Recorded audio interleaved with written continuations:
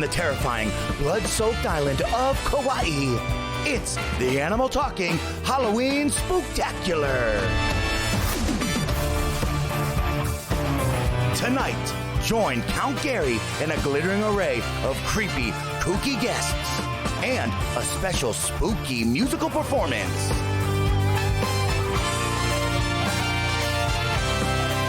And now, because he wants to suck your blood, here's your host, Gary Winner! Oh my goodness. Oh my goodness. What have we done? What have we done?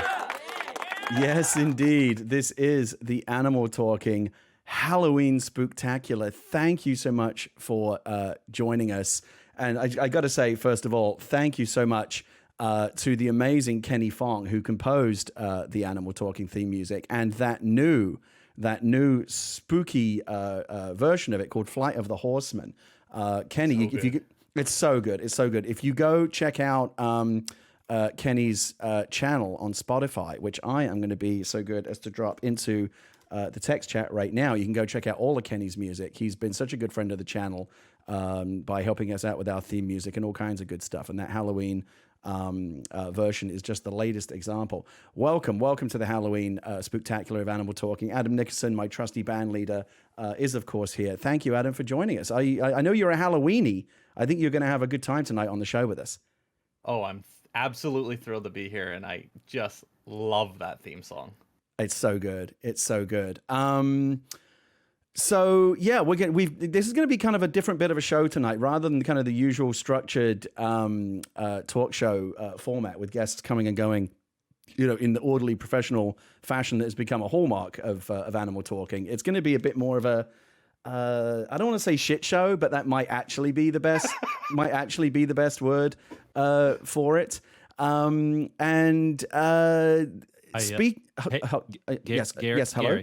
Gary. Hello. Gary, did you forget I was back here? Gary, I'm sorry. You literally introduced Adam. Can the camera not see me behind? Well, Adam, I'm used to introducing every show. Dr. Lupo, I'm so sorry, I forgot. Now, here's the thing: I'm so pleased to have the wonderful, the eminent, one of the top streamers on Twitch, Dr. Lupo, a good friend of the channel. He's been on Talk Guys. He's been on Animal Talking before. We love a little Lupo around here, and I did ask him to co-host the show with me tonight. I thought I might sprinkle a little bit of Lupo magic on proceedings.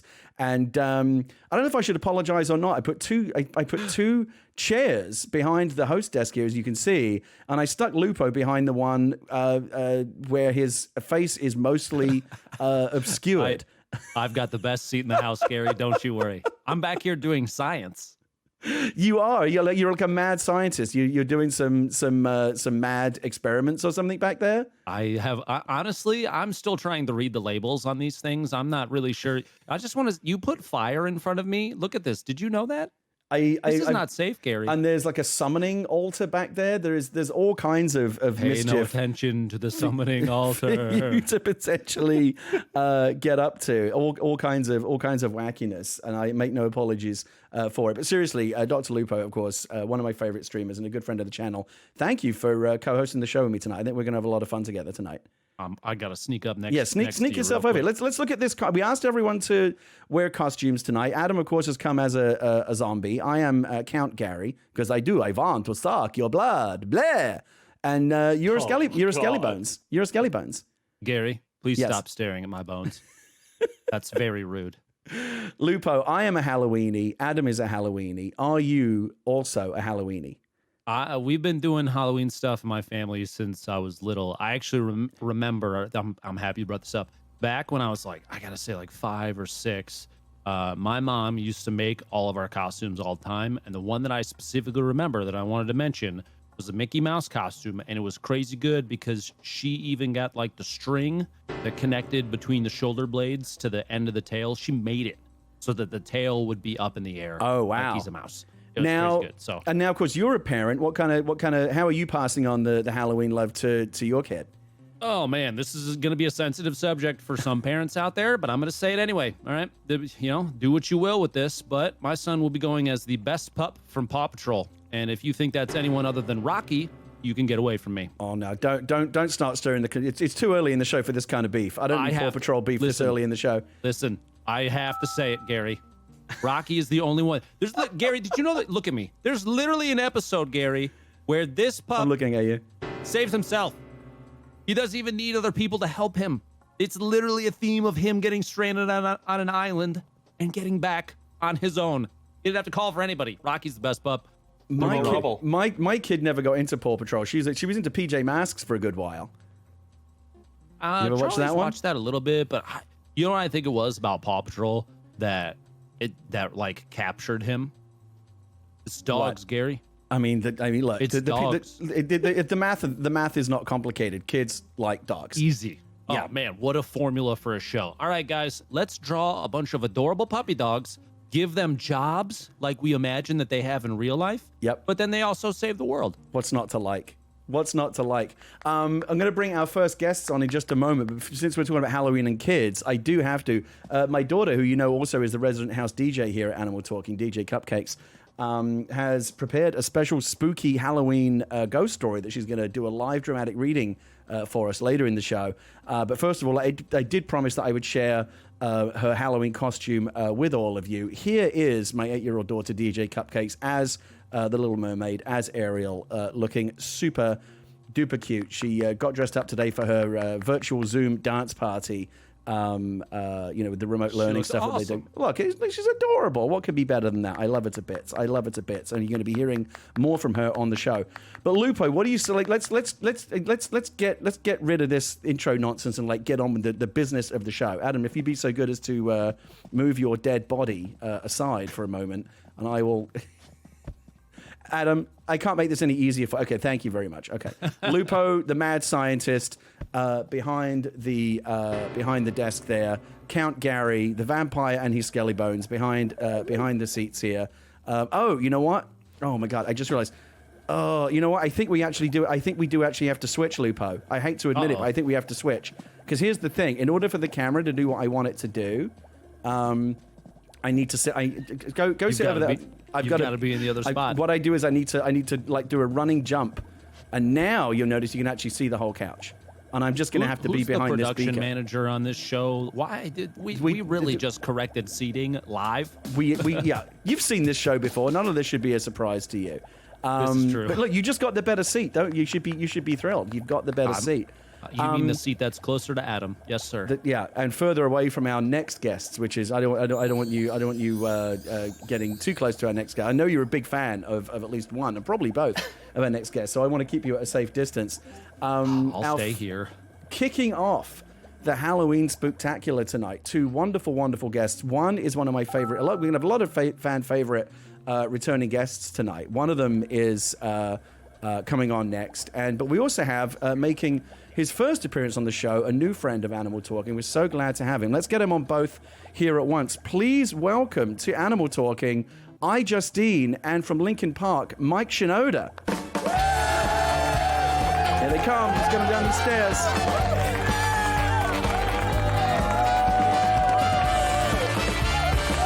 Oh my goodness. Oh my goodness. Look at what I'm seeing here. We're going to have to talk about it, all that here in a second for sure. The question is, where's Justine? Did she blow a cue? Mike did it. Kitchen. Did she? You walked into the kitchen. So sorry. Yeah, it's officially an episode of Animal Talking. It's officially an episode.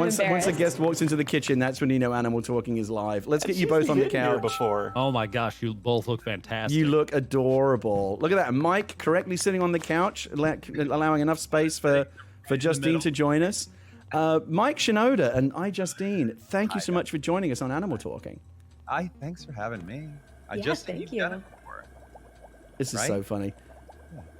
Lupo, you were geeking out a little bit backstage because you are a Linkin Park fan, are you not? I have no idea what you're talking about, Gary. I maintained my cool. I swear my palms are not sweating. No, as I was saying before, Mike, I've been a fan of your music for a very long time, and it like many people, and I'm sure you've heard this before, helped shape and direct a lot of people's lives during ups and downs. And I just without like wanting to give you a hug, because I would if I had a chance. I just want to say that you're fantastic. Justine, you're pretty great too, but we've met before, and I think you're awesome, and you know that. We did know you're amazing as well. So this is fun. We've got a I'm little loving the party going positive on here. energy, the positive What vibe. about Maybe me, you spooky, guys? but there's a lot of love. Adam, Oh yeah, I course, killed Adam. Adam today in Among Us, so that's good. there you go. That's a good thing, right, Adam? I think so. Mike Shinoda, first let me start with you because you're new. We're popping your animal talking cherry live here on the show, if that's even a thing. I don't know. I guess it is now. Don't say that. Your, Don't start doing that. your PR people very thoughtfully sent over some talking. I know you weren't terribly interested in this, but let me just get it out of the way so that they'll be happy. Mike's latest solo project is Drop Frames Volume 3, which was released last month and was most notably created with his fans on Twitch. And meanwhile, Linkin Park just celebrated the 20th anniversary of their debut album, Hybrid Theory, earlier this month. So that's all well and good. The thing I want to talk about here is how you created this new music with your fans on Twitch, because you do have a Twitch channel. Tell me about streaming on Twitch and what you do over there on your Twitch channel. It was a thing. I mean, like, when quarantine started, I was already kind of like, going, I don't know. I've been in this weird, like, trying to figure out what, I don't know what to do. Like I'm in this weird, like almost like R&D moment where I'm playing with different like creative ideas and whatever. And then all of a sudden, I ended up on Twitch, and I was making the concept of my channel was just to make something new from scratch each day. So just whatever, usually it was like 4 days a week. I was making a new instrumental track, and then one day I'd be drawing. I actually went to school for illustration. So that's a thing that I do too. And and once I started making those, we were having so much fun doing it, and I decided to put them out. So it's the Drop Frames series is basically just like little snapshots of some of the stuff I've put out. 3 of those volumes of music, and it's like that's maybe 40 songs, but I've made over 100 and something songs on the channel so far. That's incredible. Do you find that an interesting way to make music? It's super fun. Yeah, I that's one of the things about it. I've never done anything like it, because I literally start with nothing. I'd stream from 10 to 12. It was 10 to 1, and I pulled it back a little bit. 10 to 12 on weekdays, LA time. And I start with nothing. Like most days I literally have like no sounds pulled up, nothing, no like real idea of what I'm going to do. And then based on like comments from the chat or things that I feel like doing, we actually have this thing on my channel called the Bowl of Destiny, where I take suggestions. People earn loyalty points on them for watching, and they can spend them by suggest a theme of a song. A style of song. So they've suggested things. They're always trying to stump me. So it'll be like, here's an example of things that have all been thrown into the pot. Horror, hip hop.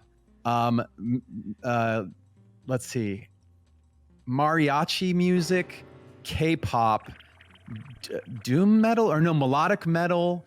A song in the style of the Pokemon Mew. Oh my God, that's wildly. And you make this get work? Past that. That's wildly specific.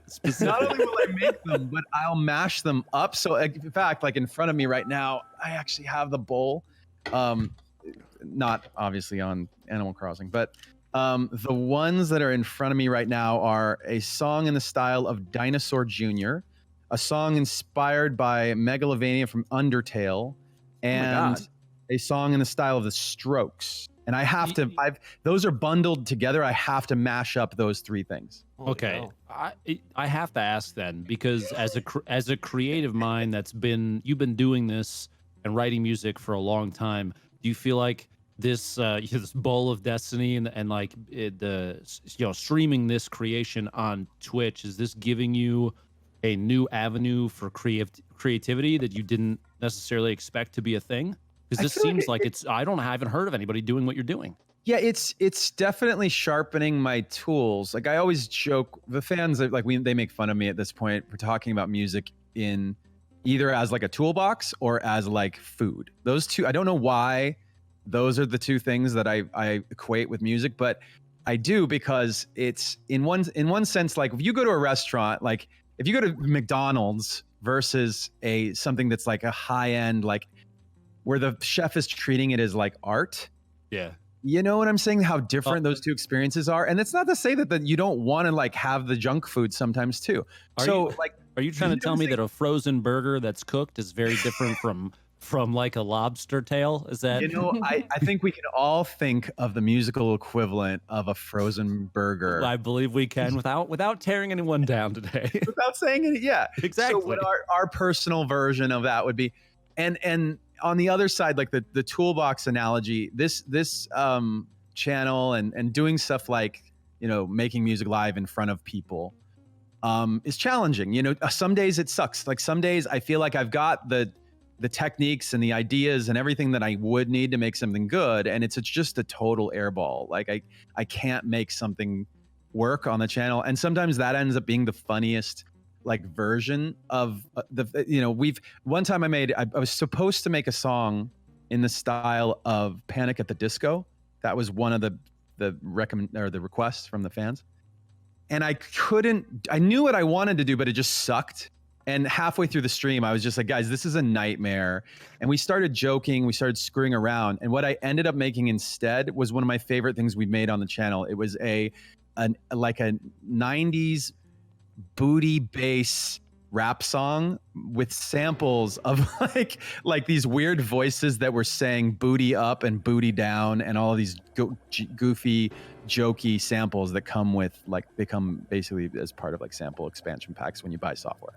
I feel like I just discovered my new favorite genre of music. I got to check out this channel. It sounds like what you do over there is fascinating. If somebody's curious about how that turned out, you can just look up. It's on one of my Drop Frames releases. So just look up Booty Down. Look up Booty Down on Spotify or Apple. And of course, like when somebody's like, my worst nightmare in my head, and I had to just let this go. Worst nightmare in my head is that somebody is like a legit Linkin Park fan and they like have a shrine to Linkin Park in their bedroom. And then they go on they're searching for music by me. And the thing they find is Booty Down. And they're just like, this guy has completely fallen off. Like he's lost it. That's what he's making now. Like the guy from Linkin Park is now making this garbage joke. Maybe you got to realize one of those people though is gonna take that and add it to their shrine. It's now part of someone's homage to you. They're like, listen, everybody has dark times in their life. Yeah, I still love Mike and things that he's done. So I'm going to add, it's going to be on the side, but it's still there. They're going to get a Booty Down tattoo. Speaking of shrines to Linkin Park, I did want to bring Justine into the conversation at this point. Oh yeah, Gary, Justine, I set that up for you. I was gonna ask you, Justine, if Linkin Park and Mike Shinoda is your cup of tea, but of course that question was asked and answered in a big way when you and I talked earlier, and you said, "Oh my God, Mike Shinoda's coming on." I literally created a shrine to him on my Animal Crossing island. It's not a shrine. It is just a stage for him to come over because we started streaming around the same time, and I obviously grew up on Linkin Park, and I actually went to 2 of your LA shows last year, so obviously a fan. But it was just so funny because watching you kind of you went to the solo shows. Yeah. Oh my God. Yeah. That's awesome. No, so they were both amazing. And then you brought this one girl on stage at the one that I think you had just like found her on Instagram or something. She was the guitarist. Oh, that was the one. This was in another country? No, it was here. Oh, this was. Oh my gosh, I'm blanking on her name. I think her name was it's like Amy Shreds or something. Yeah. So she the funny thing about her is that she was like, there's a woman named Jess who she's been with us for our entire career. She was literally like when we were a baby band, like sending boxes of stickers and stuff. Our band was called Hybrid Theory at the time. It wasn't called Linkin Park. Mm-hmm. And this is, by the way, this stuff story I'm going to tell you is all in. I know you mentioned we had the 20th anniversary of Hybrid Theory. So we put this big book together and whatever, and it's released. It's out now, and there's like a package with like vinyl of everything and 80 songs, an 80-page book, and a bunch of DVDs and all this stuff, and all these demos from that time. So this story is from that time. She started with us at that point, and she was our intern. She was like our age, and she started as an intern. She knows us really well, and she's been with the band the whole time. And then just last year, she was like, I hope this isn't like weird thing or like overstepping bounds or whatever. But I have I don't remember if it was her cousin or like a cousin's daughter or whatever. But that guitarist is like, was just her family member. She's so talented. I've been following her on Instagram and now on YouTube. So she's doing so much cool stuff. But Justine, you've done a very good job of oh, I'm getting that one. I'm getting the echo again. Oh, Mike. What? Is it Mike again? I'm really hearing it this time. Okay, I muted it. Now I'm like muting my whole thing, and it's okay. Is it There's really? better. No, it's still hearing it. It's not. Is it someone else? Is there another culprit? Nah, I don't think so. Mike's Mike. What a weird thing to say. Is queuing up whenever. I'm just gonna straight up server mute Mike for a second because I do want to. Is that gonna? Hold on. Let me try this. I think it got fixed.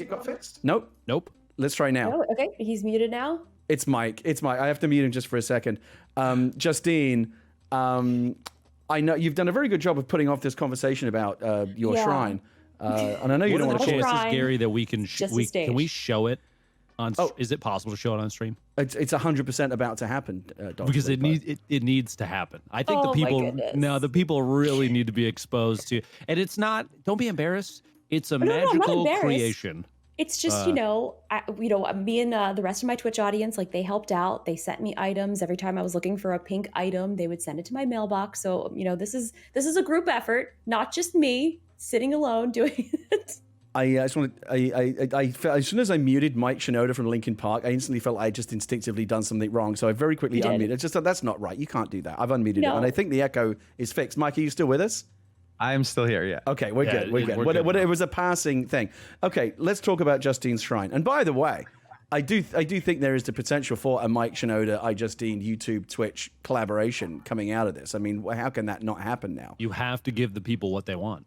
I mean, she has this whole stage on her island that I think it's ready for you. I'm gonna flip over right now to this, and it's a 2-minute. I mean, I'm going to show this whole 2 minutes, but I'm going to show at least some of it. Oh gosh, this was just for you, Gary. You didn't have to play the audio. I thought this is what you wanted to show me. Well, no, this was just so I could show you that it's here. I mean, you can show it. The Twitch front page wants to see it, Justine.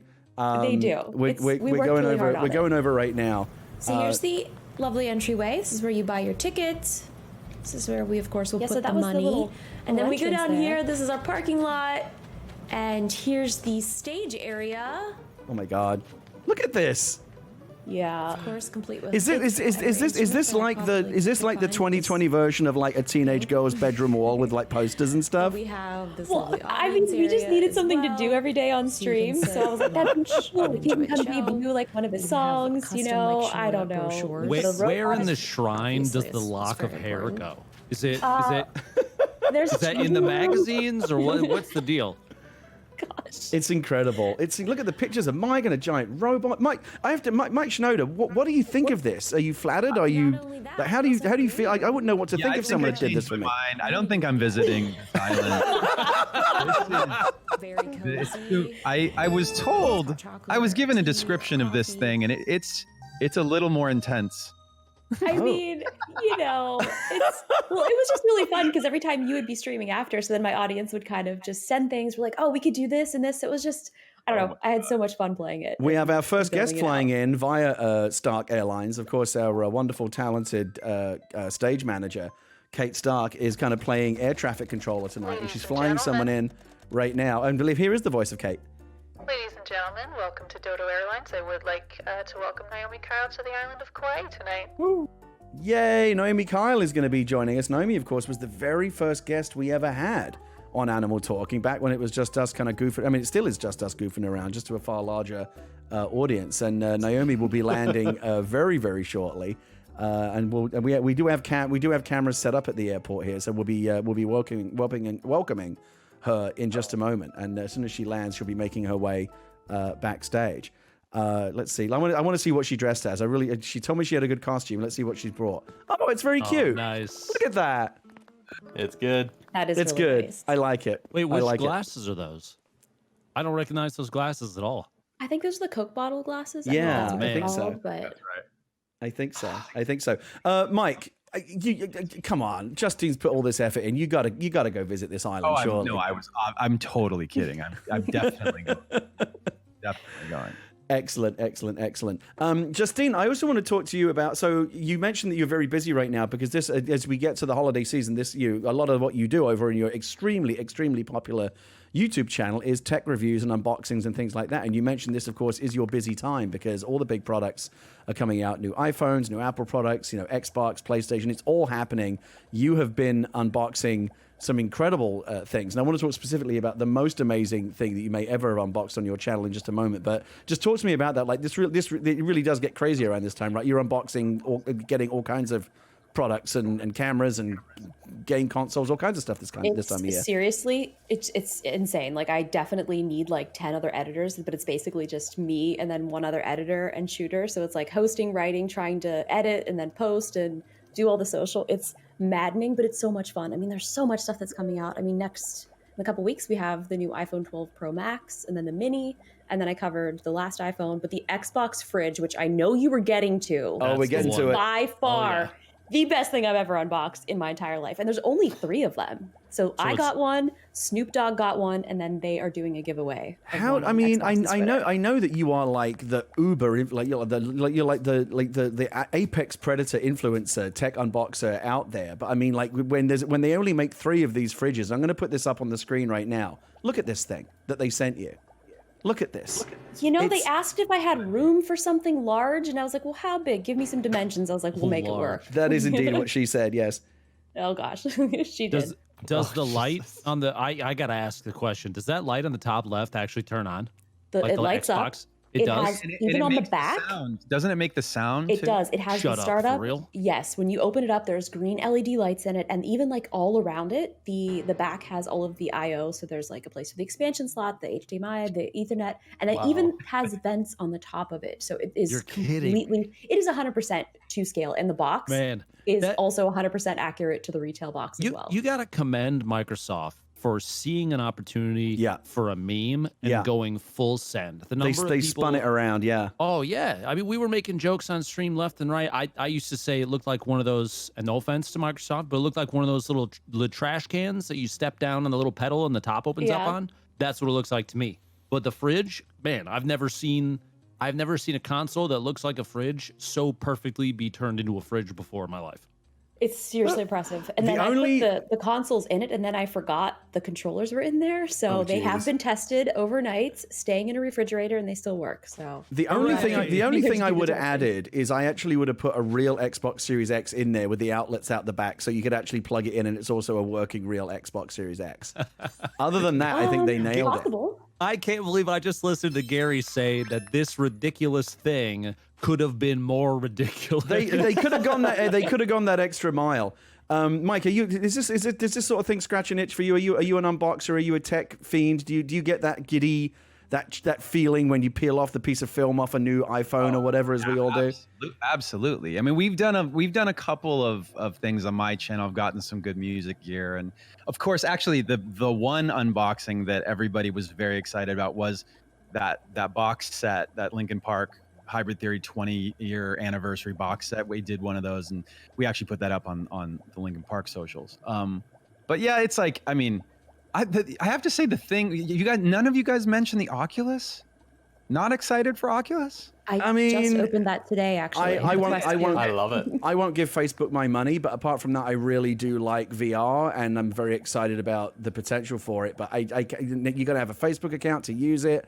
I can't do it. I will tell you this. I used the I've played the Oculus One, and the fact that you just turn it on and pair it with your phone and you're good to go was like surprisingly fast and easy. Yeah. I couldn't believe how quick it was to like get into the headset and start playing something. I think the Quest 2. Yeah, I'm talking about the Quest. So I did that with the Quest 1. And then I haven't got my hands on the Quest 2 yet, but I think it's great. It's great. I have one. It's fully wireless too, isn't it? It's so cool. Yeah. It's just the thing in your phone. That's it. Yeah. I think, and also you could just create a throwaway Facebook account. Yes. I mean, that's basically what mine is at this point. I mean, what I like about the Quest, it did demonstrate for me that the future of VR is wireless. Like once you get rid of the wires, and you're not tangling yourself up when you spin around, it's all good.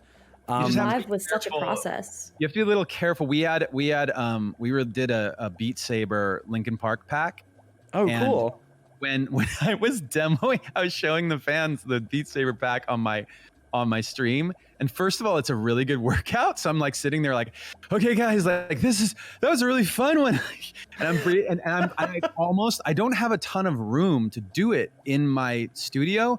And I kept like nearly breaking my hand on, like I kept swinging my arms at things and like glancing off of edges of my desk and up keyboards and stuff. It's not a good place. Like if you've got a place, you don't do that in front of your streaming gear. It's just not. I almost wrecked my God. TV a couple of times, like lashing out at things as they like scary ghosts jumping at me out of VR spaces. Mine is set up literally in my studio. Is that not the right thing to do then? Am I gonna destroy something, Mike? Is that what you're trying to tell me? I mean, it makes for really good. It's really good content. Destroying? Okay, no, that is true. monitor. Honestly, people would love to watch me break things. That's fine. Couple of things I do need to take care of real quick. First of all, Mike, you've changed costumes. I didn't realize you were going to bring multiple costumes. Who are you, and why do you look strangely like me? It's kind of freaking me out. I mentioned this to Justine before, but I have before I came on, I had mentioned to my kid, I was like, well, I'm just kind of like killing some time. Like, will you help me put together some outfits? So he did. So this is what I usually wear. This is like the Mike Shinoda outfit when I'm visiting a fan island. I'll throw this on. But they also love, this is one that we call the pooper star. So wow. If I'm visiting an island and I really enjoy the island, then Pooper Star shows up and we get to walk around. Let's get a good look at this here. Can you give us a twirl? Oh yeah, absolutely. Look at this. Look at this. That's impressive. Why is it that every time you walk around like this as an Animal Crossing character, it's inherently just very sassy? Isn't that It is actually. It's a little bit upsetting. Yeah, this is peak 2020 right now. Yeah, like, I'm really just gonna is. say it. We've peaked. And you got the astronaut. Wow, you brought a whole wand. I was just Oh my saying. god. The dog. This one we call the dog. Lupo's As soon changed. as you pointed out, as soon as you pointed out that Mike changed, we all changed. Oh my god, it's gone completely nutty. Anyone else? Any other astronauts? We're both dogs, too. This is great. Wait, let's see how many matches What we is get. going on? Do we have? Anyone else have a sushi samurai? Oh, that's so good. Wow. Holy shit! I never knew that Mike was so good at this. He's like an Animal Crossing ninja. Look at this. I've got the laser cat. Do you have any laser cats? Oh my God, that's this is such a good incredible. shirt, too. I feel I'm the host of the show, and I'm like the worst person here in terms of costumes. I only brought one. Although I've got a vampire, that'll do. And everyone brought like a whole YouTuber spirit outfit. store with them. Oh, it's great. Look at this.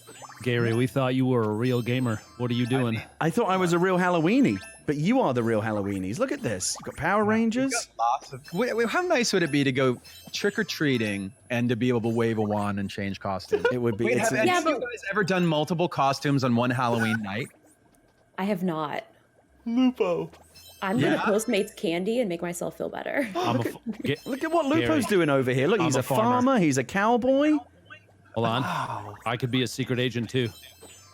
Oh my God, you look like Hercule Poirot. Your wand is white. I love it. This is amazing.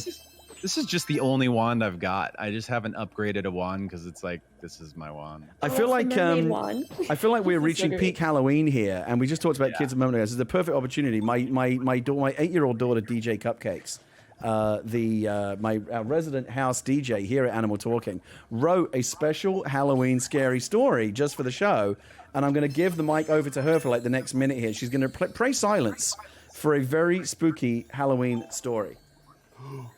Here we go. Over to you, DJ Cupcakes. Last night, I woke up at midnight. I looked out the window and saw that it was a zombie apocalypse. I checked in on my BFF through text and she said brains. I was terrified. I went to my parents' room and they were zombies too. I looked in the sky and a witch looked at me and cackled. Her black cat hissed and she cast a spell and I turned into a pumpkin. The end. Oh my goodness. Wow. Now that was a very, very spooky story. Thank you so much, DJ Cupcakes, for kicking the evening off with a very spooky ghost story. Now go to bed. I'm literally shaking. Gary, can I have a juice box, please? Are you going to want to sleep? Are you going to want to sleep with the light on tonight, Lupo? Yes, please. Thank you. Oh, we're probably going to be up late now. She doesn't like. She's just like her dad. She's a chip off the old block. She can take just about anything except zombies. When the zombies start happening, I tap out very, very quickly. I just can't deal with the zombies. Mike, have you never played like a zombie game then? I played like Dead Rising and The Walking. I worked on the Walking Dead games, and I played a bunch of them. But for the most part, I will not play scary games. Fatal Frame 2 on the PlayStation 2 was that I was like, fuck this. Nope. I'm not. I can't do this any. I watch all these people playing Phasmophobia, and I know there are a lot of jump scares Twitch streamers out there. I can't get on that bandwagon. We'll figure out how to get you there. Do you play those? Lupo, do you play those scary games? Oh, I don't. No, I can't do that. But no, so you're happy to get me on the bandwagon? You just won't be on it yourself. I get it. I understand. Now listen. If it's torture at someone else's expense, I'm totally down. All right, but me, I'm busy that day. I can't. I don't know. I don't know if I'll be able to help out. Mike Shinoda, I know that you mentioned you had a hard out at around 7:30. We've gone way over that. It's now 7:39. It's just so much fun hanging with you guys here on Animal Talking. It's the best, nice right? To have would you come back and like maybe play for us sometime on another show? No way. I have gotten some amazing things. I got Damon Albarn live to admit that he doesn't hate me. That was a big win for me on Animal Talking. No, he said you're kin. He said I'm kin. I'm practically family with Damon Albarn. And Sting said that I was his friend, and I've got that on tape. Mm-hmm. The Sting episode was incredible. It was a good one. Impressive. We have lots more guests coming on the show, and I think we're going to have more flying in just a moment. I'm looking at our green room now, and it is absolutely packed with interesting people and talent. Mike, I mean, Mike, I could watch you change costumes all night. How many costumes do you have on that wand? Man, I'm just getting back into my regular. This is just my regular thing. Let's go to. Yeah, this is just me, zombie. Justine. Wait, Justine, you zombie baseball fan. Like that. Come on. For the record too, my daughter helped me do the little like stitches and blood on the face, so it's part of the thing. It's incredible. Fantastic. It's incredible. Thank you guys so much. Mike Shinoda, thank you so much for joining us on the show. I really, really hope you'll come back and sit for a longer interview and maybe play some music for us. Can you find who has a stage that you can play on? I mean, and we've been talking. By the way, we've also been talking about some Among Us. So we got to play Among Us, right? Yes. Let's get you in an Lupo. Can we get Mike Shinoda from Linkin Park in an Among Us game? Do you think? Consider it done. All right, we'll do it. We'll do it. Thank you guys so much. Mike Shinoda, thank you so much. He'll be flying out. Kate, is Mike's flight ready for him at the airline there? I just like hearing Kate's airline voice. Dodo Airlines is ready to accept Mike Shinoda. Flying it now. I'm liking this new thing that we've got going on here. So Mike's going to be leaving in just a moment, but I do want to bring my next guest. Let's see who's okay. So someone's leaving. I think this is. I presume this is Mike heading out. Yep. Did he minus button out? Because he can't possibly go back to the airport that quickly.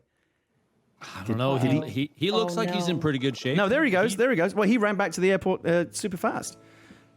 Dr. Lupo, we just interviewed. I don't know how he did that. How did he get back to the airport so quickly? Gary, don't question greatness. Just is that like a thing that rock stars do? They just disappear in a puff of smoke like that? Somehow. You didn't see the smoke bomb? He threw it down and disappeared. It was impressive. That was like pocket sand. I got a question for Justine. Yes. Is it entirely possible that you have the worst possible Animal Crossing items in the entire game? Because every gift I've ever received from you, like I know gifts are supposed to be nice and all, but every gift has been a terrible, tragic piece of garbage. I know what you're talking about. I've been sending you my finest treasures. You literally sent me poo once. I did. Those are hard to come by. Come on now. Adam, this is what you get for sending me that stupid Tanuki raccoon like 100 times in the mail. Sooner or later, it's going to come around on you. You reap what you sow. I've definitely I think stupid about it. Some good stuff. I actually have a question for Justine because Gary brought it up. You do an enormous number of unboxings and openings of new products that come out for all sorts of people. I don't know as a person that does. I don't do that. Gary, Gary, do you often get tech companies sending you piles of hardware? Not as often as Justine and some of my other influential friends, but it does happen. So, what do you do with all the stuff that you don't use? Well, I'm genuinely curious. Not trying to pry. I just have no idea what you would do with what do you do with 15 phones, Justine?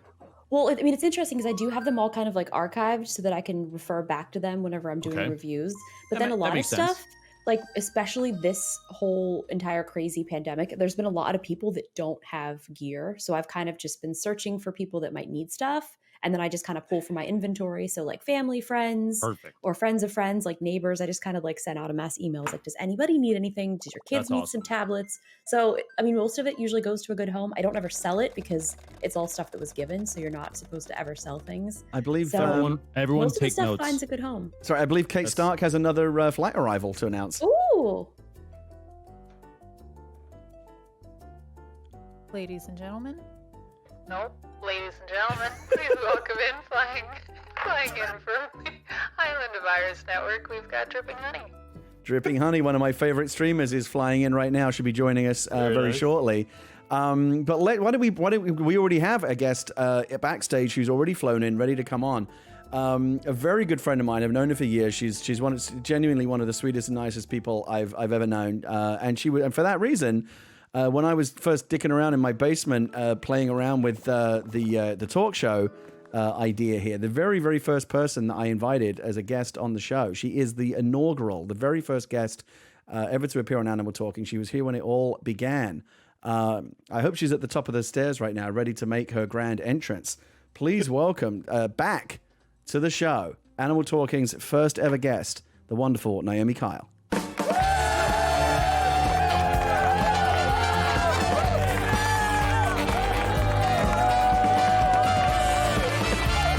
Now, did she walk into the kitchen as well? I guess we'll find out.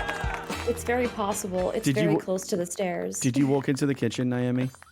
I think I might have. No, she's here. She's here. I'm here. She made it. It's just my load screen, I guess, took too long. Okay, we got you. Oh, look at your adorable. Well, are you a witch, a wizard, a mage? What are you? What is this outfit that you've brought to the show? I'm definitely a wizard, but I figured I have everything. I just realized I don't have a wand, so I'm missing something here. Wow. Yeah, that means you're also stuck with just the one costume. But I'm so glad you're back on the show. Please take a seat. Justine, are you sticking around? I actually have to go drive to Big Bear right now, so well, look at you, very fancy.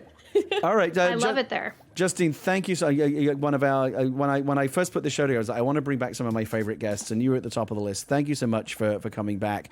What I have to before you go, what are you going to do with that Xbox fridge?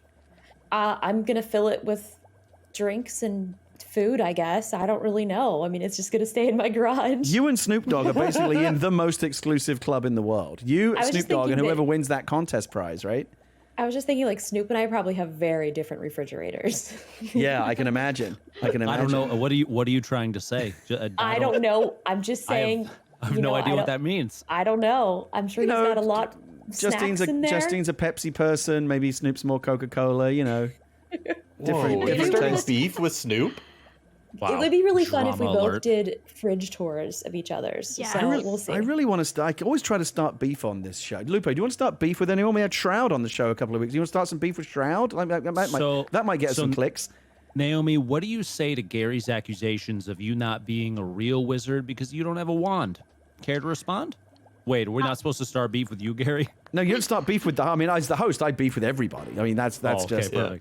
Well, especially in Among Us. He likes to beef in Among Us. Hey, I'm just trying to win. I don't really have a response other than somebody please buy me a wand, please. I really need one. Let's let Justine escape. Can I give you my wand? Can you? I don't think so because you can't. Shoot. Unless you drop it outside. Maybe I'm just a wizard in training. I haven't gotten my wand yet. This, by the way, I'm seeing what's happening here backstage in the Discord. This show's about to get out of control. We have another guest about to fly in just a few moments. In fact, there it is. Kate Stark, will you please announce our next incoming flight? Jesus.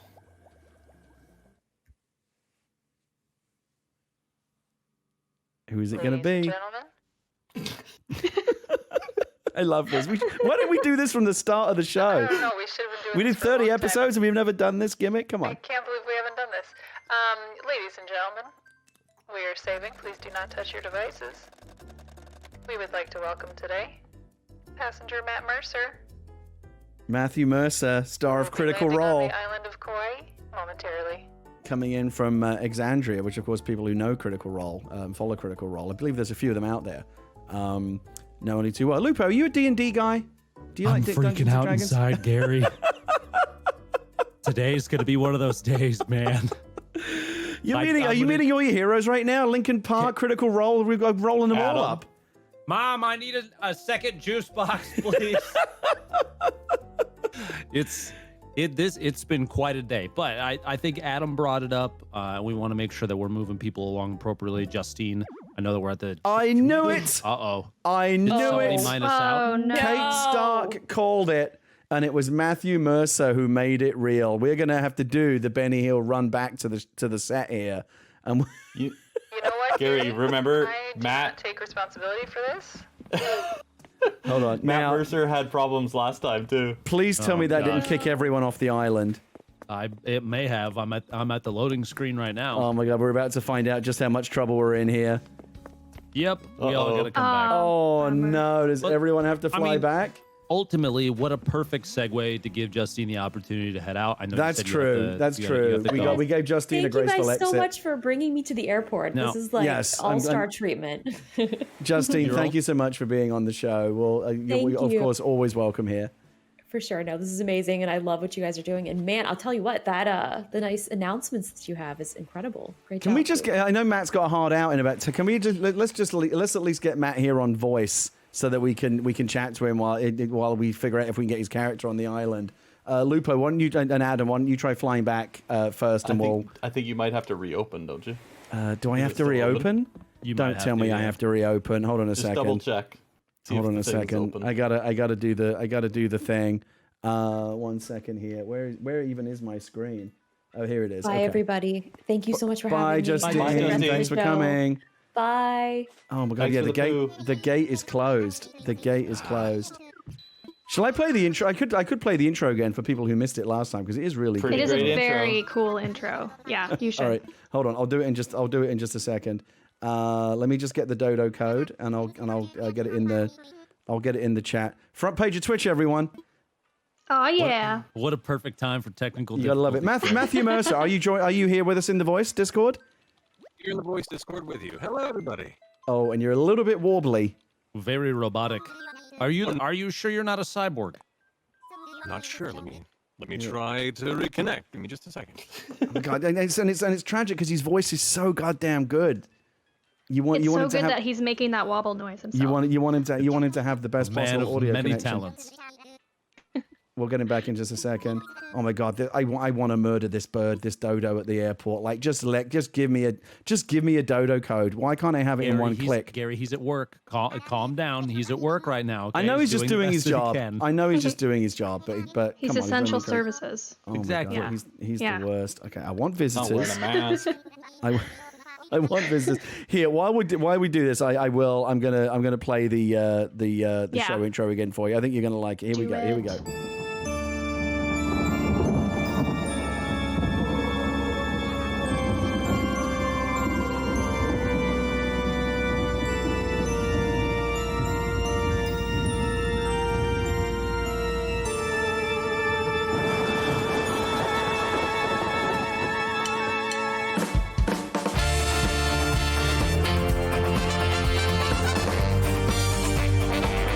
Live from the terrifying, blood-soaked island of Kauai, it's the Animal Talking Halloween Spooktacular.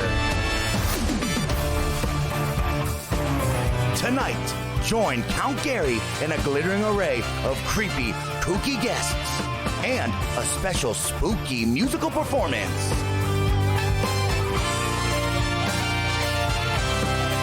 And now, because he wants to suck your blood, here's your host, Gary Whitta!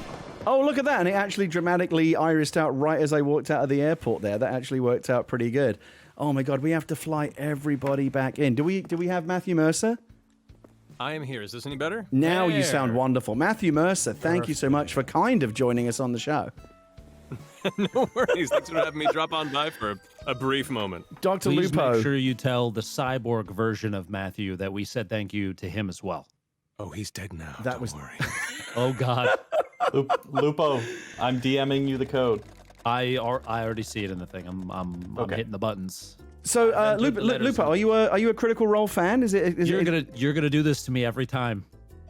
Matt, he had the opportunity to make me fangirl over Mike Shinoda earlier, and now every time I'm being presented with you, and I know that makes you feel like an object, but right now you kind of are, and that's okay. All your heroes are flying in right now. No, I mean, Critical Role and what you've done with one of the most amazing campaigns. I've been playing Dungeons & Dragons since I was 6. I had 3 older brothers, and they would DM, and I've been playing for since AD&D. Hell yeah, man! And I play 5e now and have a blast. And what you got, dude, man, the creativity and ability to just like, you just do such an amazing job. You speak so eloquently. Gary, you got to rein me in soon, please. Otherwise, I'm gonna keep going all night. I've got a. There's a dodo code for you in the text chat. Why don't you fly in right now? Let's get you back. I keep saying there's interference. I'm trying. Someone's coming in now. Someone's coming now. Matthew, so Critical Role. Since we last spoke, you of course were a guest on our special summertime beach episode. We had you on with Alex Winter and some other, and I think Josh Gad and some other amazing guests. When we last talked, you were gearing up for like the new season of Critical Role, which is now underway. I checked in on it. I think it was yesterday or the day before. I think it was last night. Maybe you had like a live stream. 78,000 people were watching you live. What is going on with this show? Yeah, I don't know either. We've been doing this for 5 years, and it's still absolutely surreal. Just very thankful that people are into the idea of improvised storytelling and the power of friendship and telling fun stories together. And now we're able to do a bunch of cool shit through it beyond just playing our game. We just launched our charity foundation, our nonprofit, the Critical Role Foundation, about a month ago. And in that brief time, we raised over $200,000 to help the First Nations and a bunch of the indigenous groups as part of that. And we just launched our own publishing company called Darrington Press. So it's just been a bunch of very surreal steps since last we spoke, and a lot of really cool things popping up in the middle of this existential crisis called life right now. Matthew, I think it might be the safest, that given that you have a hard out in just 4 minutes, I think it might be safest just to have you connect via voice and not try to get your character back on the island. I respect that. We are instead. Oh, and then here's Kyle, that Kyle, gifting all kinds of sympathy subs in the channel right now, as the show goes down like the Hindenburg. Oh, the humanity. We've got our main crew back. We've got Lupo. We've got Adam. Should we try and get our secret musical guest is going to be flying in just a moment. I need to go back to my my secret island here. Kate, Gary, did you tell Adam that he could sit in the desk down here in the chair? Lupo, is he sitting in my chair? I mean, no, absolutely. He knows that is the one thing that's not allowed. He's got about 5 seconds to get out of that chair before I get down these stairs. He's not in the chair. Please, come on. Lupo, I'm gonna remember this. Okay, so since we only have Matt for a little bit, I Critical Role, like Gary was saying, it's a phenomenon. I think, like you even said yourself, you didn't expect the growth that it's seen over 5 years. It's been one of the highest sub-2 channels on the entire platform. Literally month after month after month, it's always insanely high. But and I'm super happy to see that Dungeons & Dragons has found such a perfect home on the platform. But obviously, there's a huge number of people that play video games, and this is a question I've wanted to ask someone like yourself for a long time. Yeah. Outside of D&D, what games are you playing right now?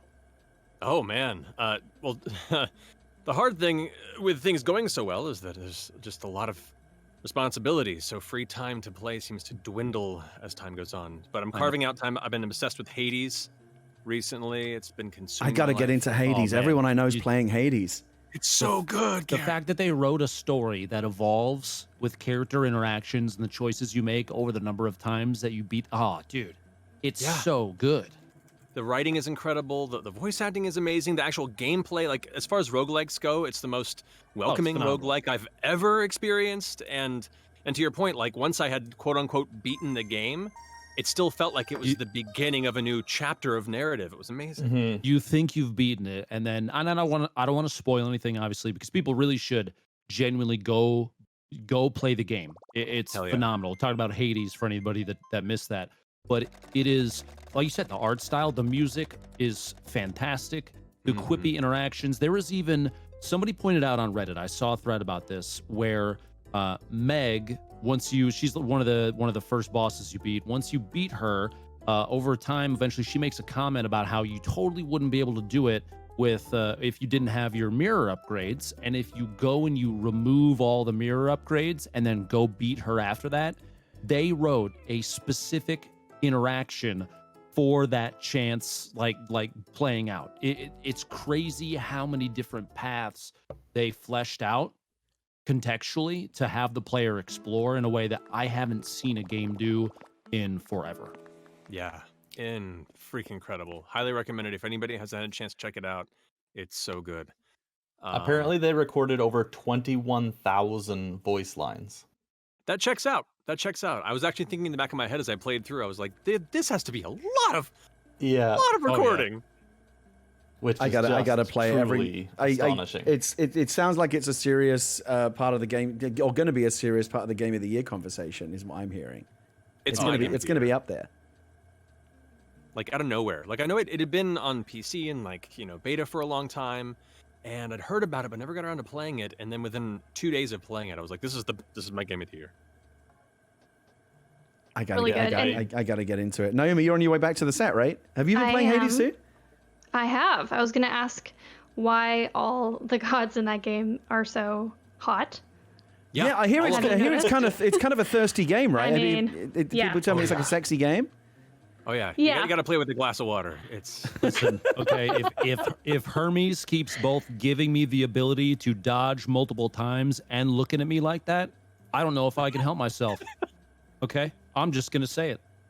Yeah. Say what? I'm gonna say what everyone is thinking. Let's hear it. That's literally that was the statement. Oh. I don't know what I would do with my hands, Gary. Okay, I can't be trusted. I mean, I've got some idea from the way you're talking. We don't need to go into detail. My wife might be listening. Thank you. Naomi Kyle is back on the set. Matthew Mercer, I know you had a hard out at 8 o'clock. We're not going to be able to get your character on the island. I knew that we were going to have some technical difficulties juggling this many guests. We weren't able to get you on the island for a sit down, but we've got you here in spirit. Matthew Mercer, Critical Role is back, right? I was always hoping to help, always happy to help struggling D&D channels establish themselves. Go check out. By the way, I'm struggling, Gary. Critical Role is trying to make a name for itself. I'm happy to help out any way I can. By the way, so Leah's flying in right now, but in secret disguise. I'm gonna have to cut away for a second so you don't see who it is. As soon as we starting descent here, I'm going to switch over to a standby screen until the character has landed and established themselves in our secret location, which I'll reveal in just a moment. And by the way, Matthew Mercer, do watch out. I have my own D&D show now, Dungeon Crossing, where we play Dungeons and Dragons inside Animal Crossing with Shannon Woodward, with Adam, Cypher of Tyr, and the wonderful Brian Gray, Urban Bohemian. I have literally dozens of people watching me on a Saturday morning play that game. And so just watch out, because I'm coming for you. I'm coming for Critical Role. You chose wisely, Gary, on scheduling. I happen to choose the same night to stream D&D as another channel that does. It's called Critical Role, and I actually stream mine at the same time. It was not a wise choice, but in all honesty, it's fantastic. It's not a big deal whatsoever, because you guys are you raise the bar in a way that, like, I don't even want to try and compete with that, because it's just so good. It just needs to be its own thing. Like I just kind of bow down before it and say, yes, this is all you. Not a big deal. Oh, you're making me blush. No, thank you so much. I really appreciate it. And please keep up all the great work you do, man. Matthew, we'll let you go. Let's get you back. Let's get you back on the show again soon, when it's not quite so busy, and we'll have a longer conversation. But it's always a pleasure to have you here. You're a great friend of the show. You're welcome here anytime. Thanks so much for taking the time to stop by. Thank you for having me, everyone. I'll post my Nightcrawler costume on Twitter so you get a chance to see it. Oh, if you ever need a guest PC, just hit me up. Okay, I'm just putting I'm putting that out in the air because I know that if I didn't say it, my DM would yell at me. No, fair enough. No, that's good to know. I appreciate that. I love all the collabs that come out of this show. I just love it. Matthew, thank you so much. You're welcome here anytime at all. Thank you. And hi, Adam. Have a wonderful Halloween, everybody. Bye. Happy Halloween. Oh, my goodness. We have another guest flying in just a moment. I think, Lupo, I'm starting to suspect, check my math on this, but I'm starting to think I might have overbooked this show. No. This is, it's all part of the formula, Gary, okay? You and I can hold it down. We'll coordinate everybody. Actually, I'm going to be honest. A lot of the pressure falls onto Kate. And if she makes mistakes, I know that you're going to yell at her later. So. But the difference is though, as you know, if you've played Among Us, if you've played Fall Guys with Kate, you know that she has ice water in her veins. I might be freaking out about all the technical difficulties. She is as cool as a cucumber back there. I promise you. Okay, so you mentioned Among Us actually, and I want to ask this question, Naomi. Have you been playing Among Us? She plays in our group. Yeah, a lot. Yeah. Okay, wait. Why have I not been given the opportunity to be killed by you yet? Let's make it happen. Question. Yeah, let's make it happen. Gary? I'm totally down. All right, so we're on the first map, the ship, Skeld. Which is the most dangerous room on the ship? Electrical. Thank you. She knows. Thank you. She knows. Hands down. People go into electrical, they don't come out. And don't even talk about when the lights go out. I mean, my God, don't even start with me. Murder central right there. Number one stack kill location on any map right there at the switches, man. I did a stack kill the other day, and of course I got blamed for it because Gary's always sus no matter what I do or don't do. It's always everyone just points the finger at me. Gary every round, I mean, yes, you know it technically is true that it was me, but I don't know why it made you. You're always the imposter. It's really unfair because I'm a good imposter and I never get it. Lupo, I got it. I'm being informed that our special musical guest is in position, and after this guest flies in, I think we're all going to take a little road trip. We're going to leave the house and go to a secret special location. I'm going to be very excited to share with you in just a moment. While he's flying in, though, Lupo, you brought up the subject of Among Us. I've got to ask you. You got to play in that incredible game, that headline-making game with AOC, where she had like 500,000 people watching her in her debut stream. I got to ask you, what was that like playing in that game with AOC? I never got to be imposter, which was you didn't? Honestly, no, I didn't. I was kind of disappointed, but I did get given the opportunity to do the next best thing, and that was risk it all to accuse Ilhan and AOC simultaneously, get them both voted out, and I was right. And it felt good. That's a victory, Gary. I put it all on the line. I put it all out there. I'll take it. Paid off. I'll take it. I was terrified. Did you get murdered by AOC at all? Because that's a cool thing to brag about as well. Like AOC. I know some people like Pokemon got murdered by AOC. She seemed to love that. Yeah, that's kind of a like. What do you make of that? Like being overjoyed to be killed by another player. It's such a strange interaction. I did get the chance to be killed, and I won't lie, it was a lot of fun. But it was one of the craziest, I think one of the craziest streams that we've had in a while. Because like you said, she had 400,000 viewers on her channel simultaneously, and I know not bad for a debut stream. Yeah, not bad at all. There's a lot of people on. I mean, politics is always one of those things. It's like it's a sensitive subject that you got to be super careful how you word what you say and what you do. And like my side of that, I tried to be just very much about. I didn't say ever one way, another, whatever. I wasn't trying to push an agenda other than please go vote, because it is important, because you have a lot of people that watch your channel. And you got to do what you think is like the best thing in the moment, and you're given this chance, right, with someone that is literally a congresswoman that obviously is going to have a lot of eyes on what you're doing. And so I said, and this wasn't even a political thing. We were playing with a person. She just happened to be a politician, right? But the whole point was go vote. And so I very specifically said, go vote. That was like, you could pick from a whole ton of different things. And I felt like in that moment, the best thing to talk about was, hey, think a plan, go vote. I didn't say one way or another. And while I was doing that, I was also getting killed by people way more famous than me, and that was pretty cool. And the whole purpose of it, as you said, was to kind of encourage people to get out the vote, and it seems like it was staggeringly successful. I mean, when you're actually on like CNN, like you're doing something, your Twitch stream is popping off big time. I mean, everyone was talking about it. I just hope the message, the bottom line was efficiently and clearly conveyed, that it was just literally, please just make a plan and go vote. It's very important. I love it. Yeah. We have been so some exciting stuff's about to happen, and the people that are here on the island right now are possibly the luckiest guests on the show this evening, because you're here just in time for our super secret surprise concert. I'm going to ask so Greg Miller from Kind of Funny just flew onto the island. Of course, my good friend. He hasn't come down and ruined this yet. I know and I'm not going to give him the chance to either, because we're going to go upstairs. I'm going to ask everyone to please follow me, Lupo, Naomi, and Adam, and we'll meet Greg outside, I think, because I've got a surprise for all of you. I get to leave the basement. You finally get to leave the basement, Igor.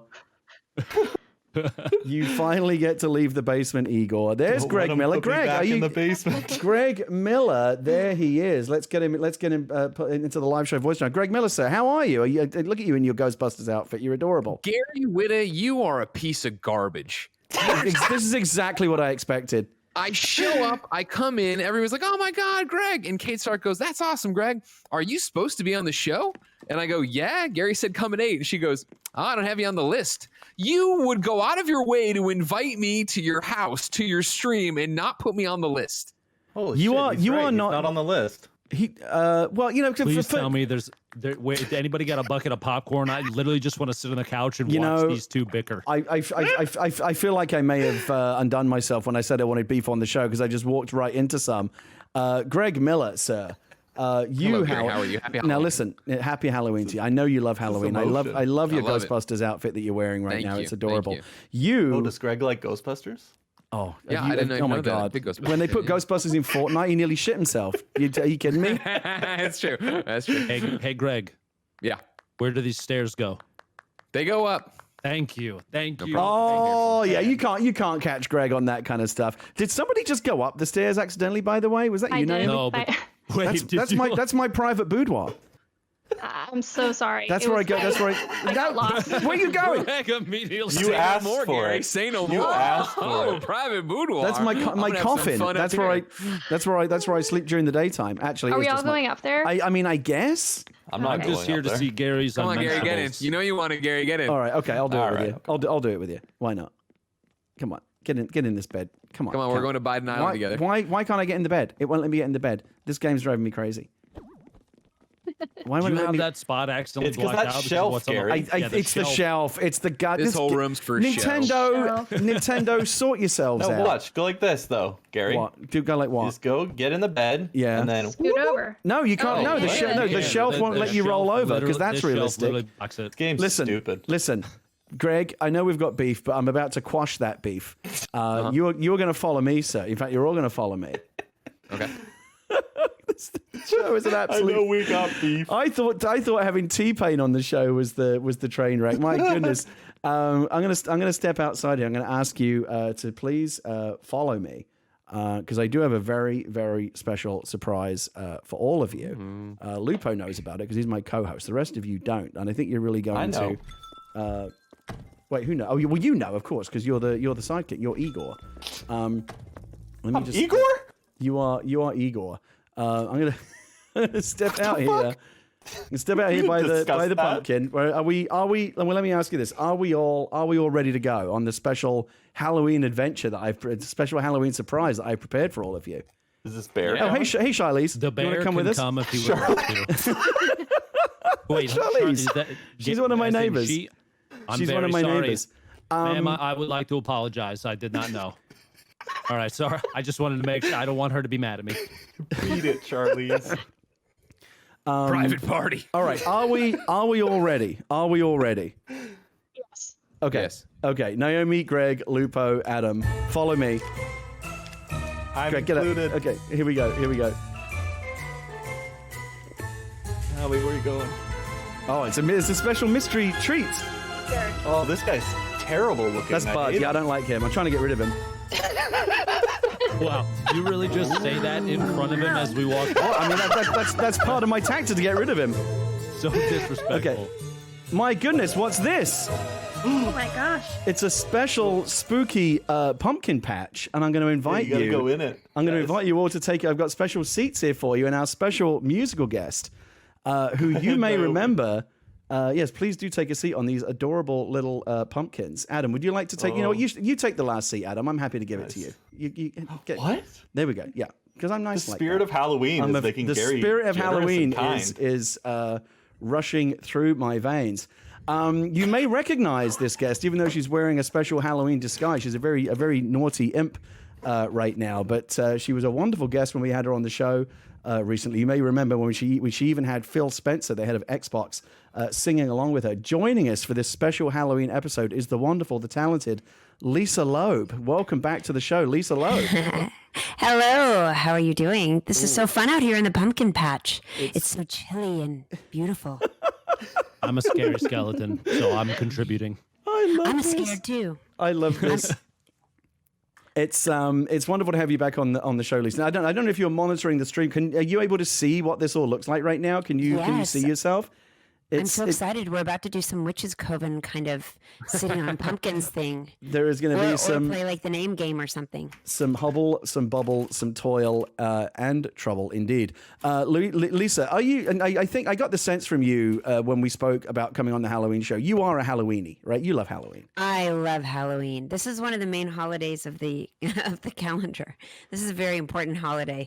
I think I've done whole trips planned around making sure I'm home for Halloween. I can never be gone for Halloween. It's one of my favorite holidays as well. It's certainly my daughter's favorite holiday.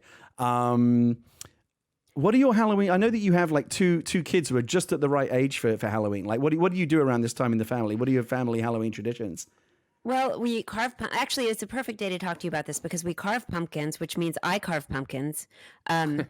We, as me, I get the huge pumpkins. I finally realized that the pumpkin patch pumpkins cost like $35 a piece. But if you go to Ralph's, there's like 2 for $12. They're huge. So I got these pumpkins way in advance. And today I decided to... And I usually wait about an hour before sundown on Halloween to carve the pumpkins. But I realized that I could do it today, like get ahead of the game. So my son... My son actually helped me make a pumpkin, a huge pumpkin with eyes and a crooked mouth. Very, very cute. I'll post it in Instagram. And I always do a cat pumpkin. So I did a new design that I don't normally do. And I tried a whole new technique. Very exciting. Instead of cutting the part off the top, where you take the top off like a lid so you can put your candle in there. Yeah. You're actually supposed to cut a different part of the pumpkin. You cut the bottom of the pumpkin off.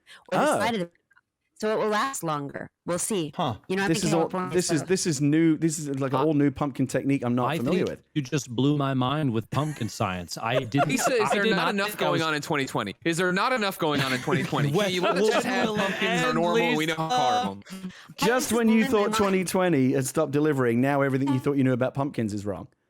Yeah, I thought I knew everything, and it blew my mind. And I'm wondering what's going to happen tonight. Hopefully nobody will steal our pumpkins either. That can happen in this neighborhood. But so I carved the pumpkins. Another thing we do at our house is buy a ton of candy. Like we usually buy, those paper grocery bags that you're not supposed to have, but now we all have them again.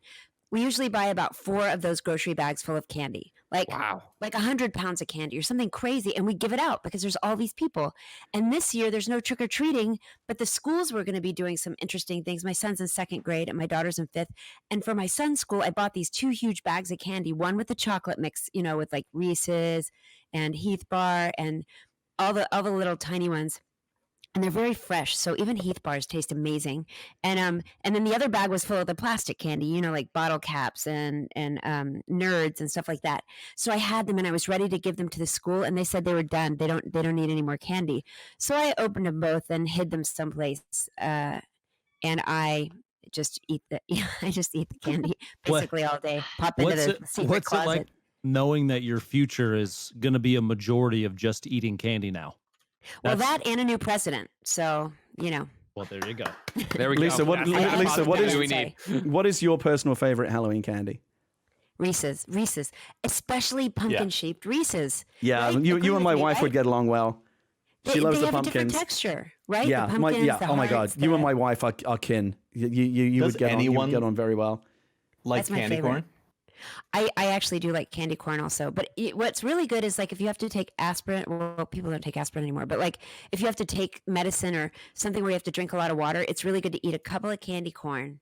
Then you can drink a ton of water because you're so thirsty. It's like the perfect appetizer for water.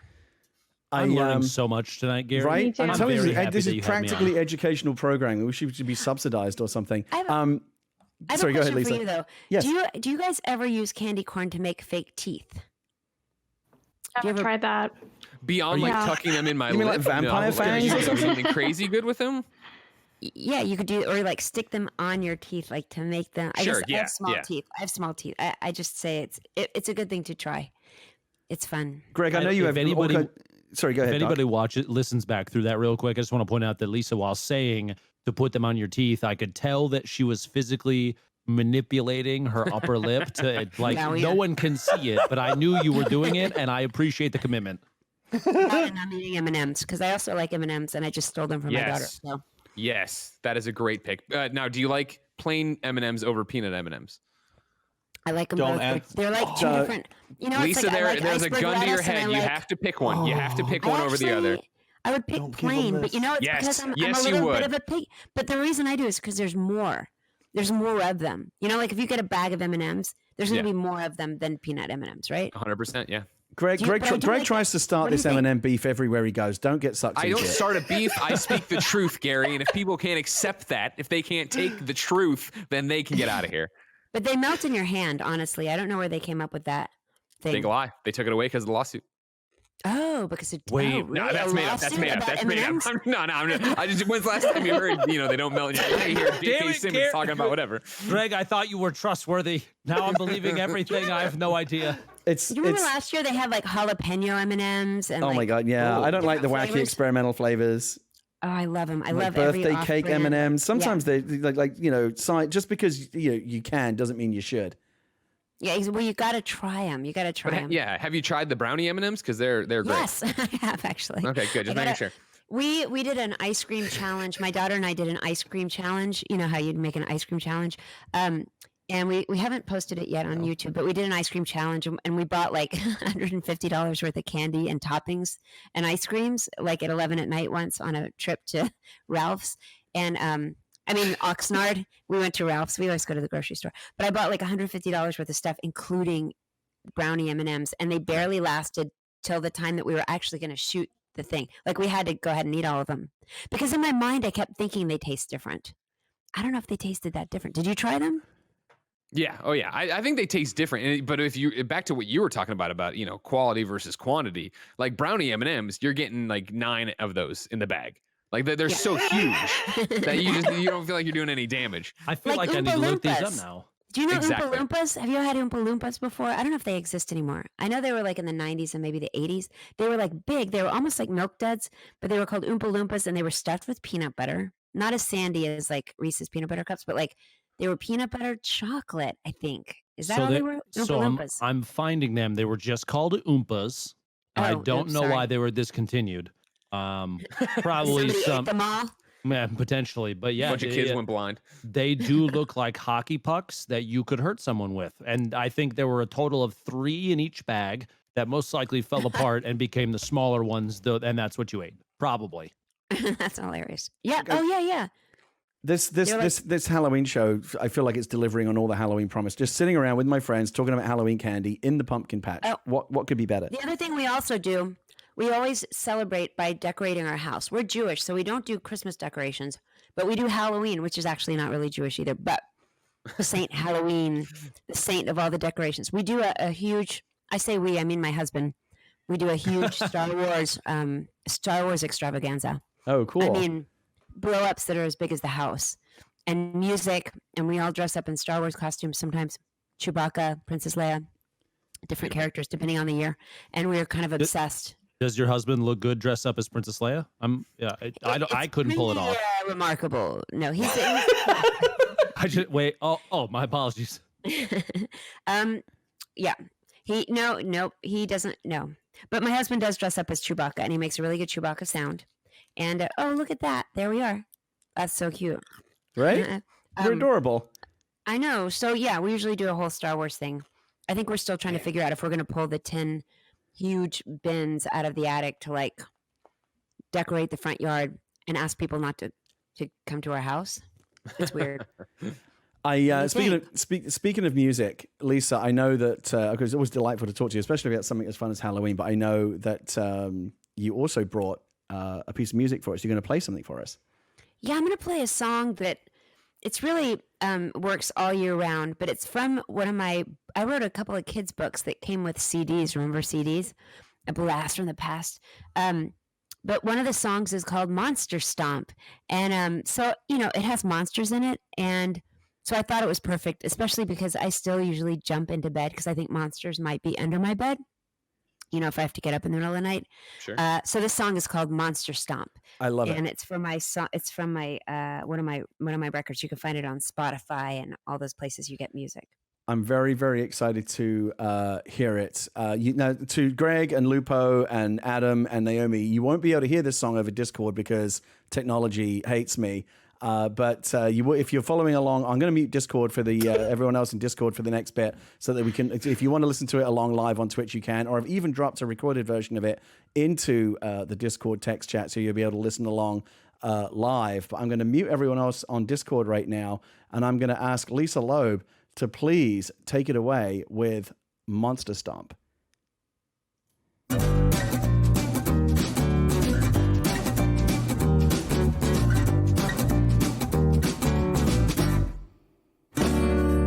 Alone in my room on a moonlit night, I heard a scary noise from the woods outside. I heard a stomp, stomp, stomp and a giant growl. Saw a shadow move beneath the parting clouds, so I went downstairs creeping quietly.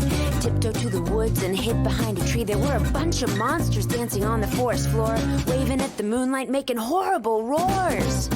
First they stomped the ground, waved their arms around, let out a great big growl. They were doing the monster stomp.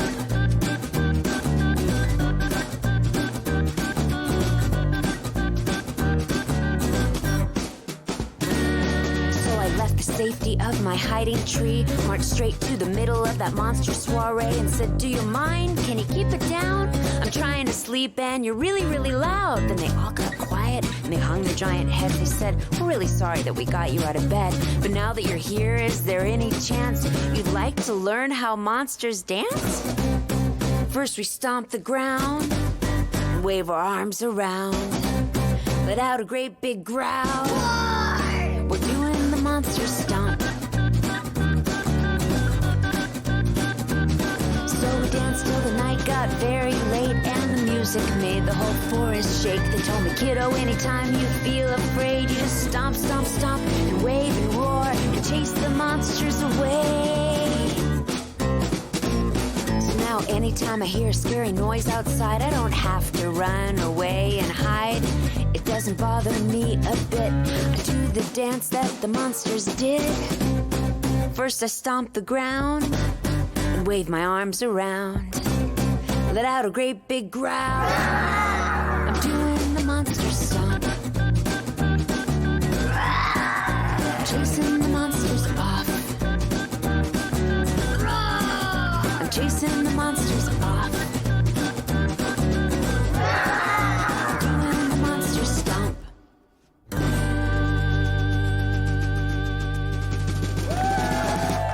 Yay! Yay! Lisa Loeb, thank you so much. Thank you. That is like the most fun spooky Halloween song I think I've ever heard in my life. I love it. Thank you so much. It's very groovy. I made it with my friends Michelle and Dan. We make so much music together. What was the? What was that? I don't know who. What was that? What's going on? It was very spooky. Happened. Are we allowed to steal Gary's pumpkins? Is that something? No, you absolutely are not allowed to touch my pumpkin. It just happened, Gary. Did you? Oh my God! One of my pumpkins is missing. What is going on? It wasn't me. Who took this pumpkin? It happened right in front of me. Let's talk about this and vote Greg out. Yeah, exactly. Yeah, Greg is sus. The great pumpkin Emergency theft meeting. of 2020. Right. Yeah, somebody needs to call the emergency meeting. You know what? meeting. I didn't take it, but now I'm going to. Now I'm going to take a pumpkin, Gary. No, get off my pumpkins. Get out of here. Get out of my pumpkin patch. You must Lisa, I'm a leave. big fan. It was a great song. Oh God, Ishi. Lisa, thank you so much for joining us in the pumpkin patch. It was a real treat to have you here on the Halloween show. I know you need to get back to your family, so I'll just say thank you for joining us. And of course, you're always welcome here on the show. Thank you. Thank you so much. And yeah, I also eat those malt balls. What are they called? Somebody just mentioned them. Whoppers. I like those. Oh, the Whoppers? Oh, yeah. Now, in England, my those. family, Hold as on. I'm putting it in quotation marks, which is actually just the closet with all the candy in it. Greg is- there go all the pumpkins. Greg is stealing all of my pumpkins. Get out of here. Just go. I knew I would regret this. In England, we have our own version of Whoppers, and they are actually superior. They're called Maltesers, and they're really good. I've had Maltesers. Oh, they're the best. Yeah, I think Maltesers are better. Flake. I do like a nice Cadbury's flake. How about a Smartie? I like Smarties, which those kind of like our M&Ms, basically, like our chocolate It's a M&Ms. little more malted, I think. Yeah, the English Americans don't know from chocolate. They just don't. I'm sorry. Hey, listen, they don't have food coloring. If it's not 95% sugar, as an American, I don't think I want it, Gary. Okay. I think that's legitimate. What is that? I think that's legitimate. Let's head back to the house because we have a lot of other guests that want to fly in. I think Greg has to leave us, and I know Lisa does. So we'll say goodbye to them. And honestly, not soon enough for Greg because he's running around causing chaos on my island and stealing pumpkins. Lisa, of course, has been delightful. Next time you put me on the list, Gary, I won't steal your stuff. All right. You're on the list in my heart, Greg. That's the one that matters. No one else is on that list. That's a list of one. Oh, I love that his audio's cutting out. That's so poetic. That's so perfect. Honestly, nothing could please me more. Lisa, thank you so much for coming by. I hope you'll come by the show again soon. Oh my God, is all of our Discord dying? Let's hope not. Lisa, thank you so much. We'll see you again soon. And thank you so much for Monster Stomp. That was the best. Oh God. The scariest thing about the Halloween show so far has been the Discord performance and the internet connection across the board. Do we have anyone in Discord right now, or is the whole thing just shit the bed? Oh God, Adam, can you do some magic? Do the magic that you do when you fix Discord. Okay. Oh my God, he's gonna do a thing. I hope he's gonna do a thing. Oh, Gary, can you hear us now? Yes, Gary, we got you. We got you. Maybe, hopefully. It's a weird thing that happens. Let's I don't know. Discord is just bizarre. Does everyone know their way back to the house? It's scary out here at night. Oh, someone's leaving. I think I'm that's probably standing Greg. right next to Adam. Okay. He's holding a massive fish. That's gotta be Adam. Naomi. That's gotta. If you can't see the person behind the fish, that's gotta be Adam. Yeah, that makes a lot of sense. That makes a lot of sense. I'm going back to the set. Oh, okay, they're all over here. No, Back into the house. You only Or used. is my segment done? No, you're still here. We haven't barely had a chance to talk to you, Naomi. You're sticking True. around. I still have to tell you my Halloween jokes. I want to hit oh my God, we haven't done Halloween. I think we should do a quick round of Halloween jokes. And let's get Greg's leaving, not soon enough. Like I say, he's leaving with all my pumpkins in his backpack. Greg's not in the voice chat anymore. Good luck getting through. Good luck getting those through the agricultural check on the other side. All right, I'm heading back down to the set. Okay. Why? I got a quick question to you. It's actually a pretty important question. Why is your partner such a monster? My IRL partner? Yeah. Because he's big and scary, and he's my Frankenstein. I mean, he is a very solid, very solid Among Us player. I needed to beat him. He just said yo. All right, let's get everyone back to one. Adam, please try not to derail the show any further than it's already off the rails. I'm trying to get it back on here. Let's get back down to the set. I think we can probably even fly some more people in. Let's see. I don't know. Kate is running air traffic control back there. Oh, Lupo's already back at the seats. I'm ready. I see him. I see him. I got a question for you. Yes. Gary, how did the skeleton know what would happen next? Oh God. Oh, I think I know it. If I know it, should I say it or should I let you do it? Because he could feel it. Yeah. In his bones. Yeah, it's good. It's good. It's solid. Oh, that's good. It's a solid entry. It's a solid entry. Would you like to hear? Oh God! Gary, why are skeletons so calm? Are these all going to be skeleton jokes? Because nothing can get under their Skin. Oh, jeez. That's a good one. Can I? Nailed it. Man.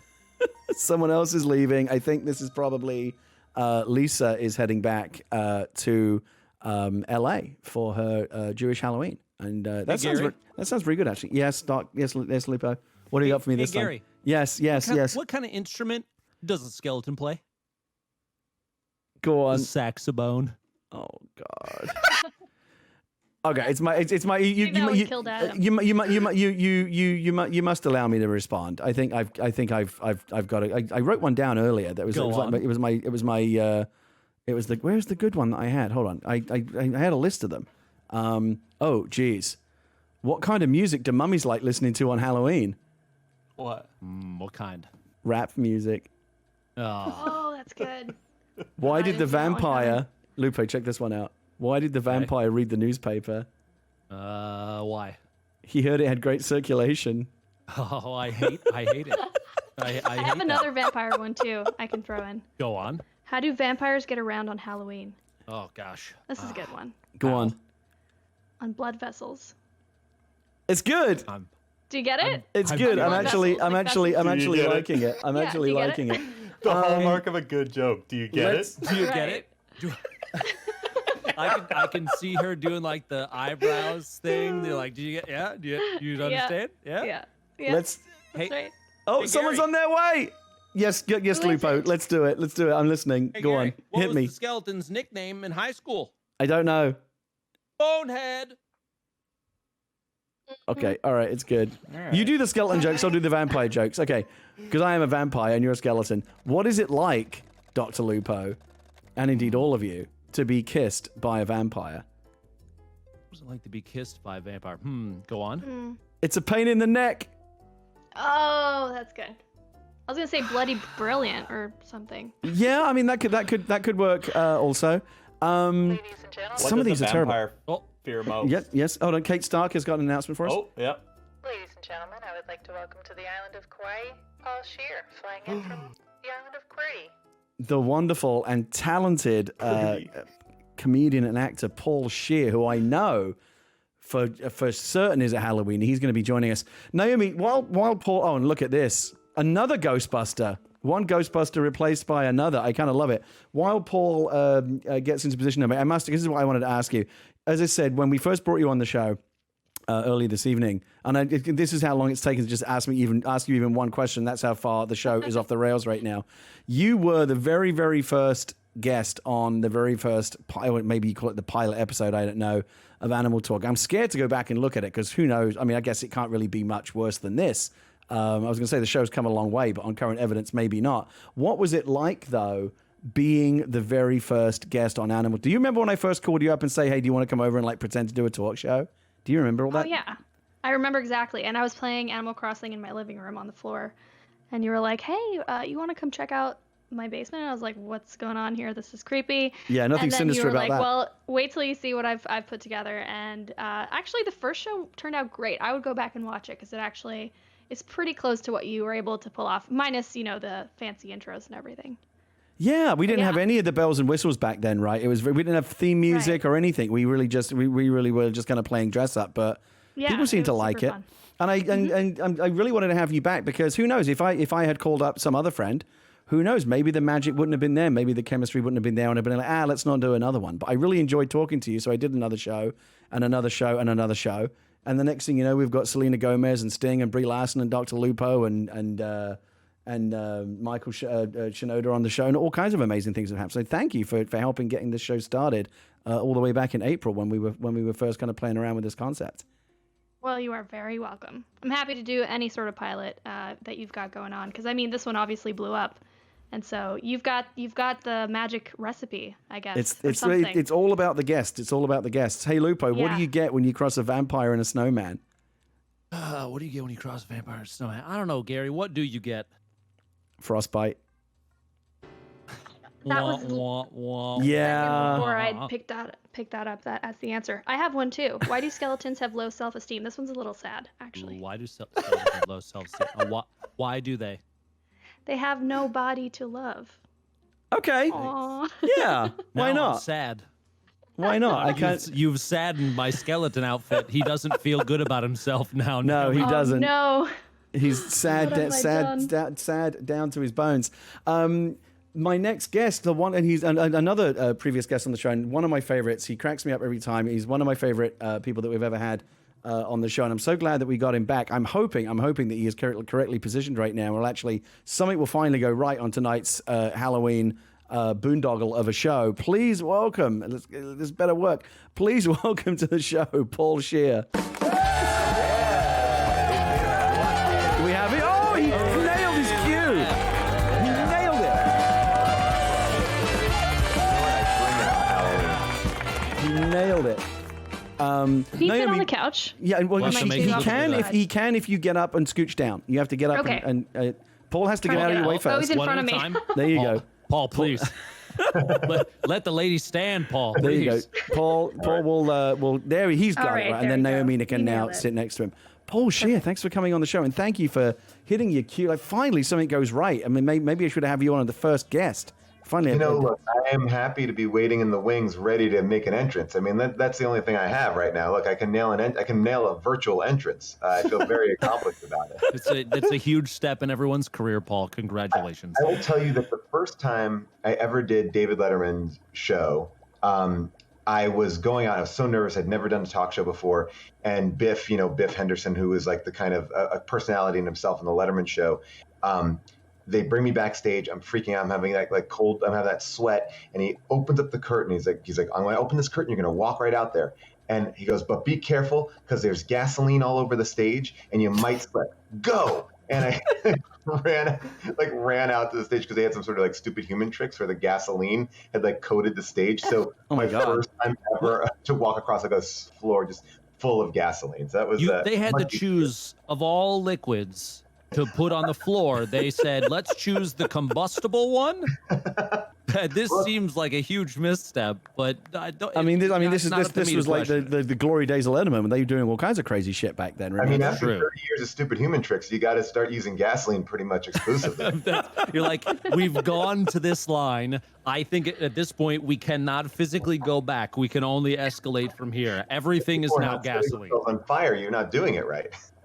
At what point does the desk become it's structured out of napalm or something? Is that the next step?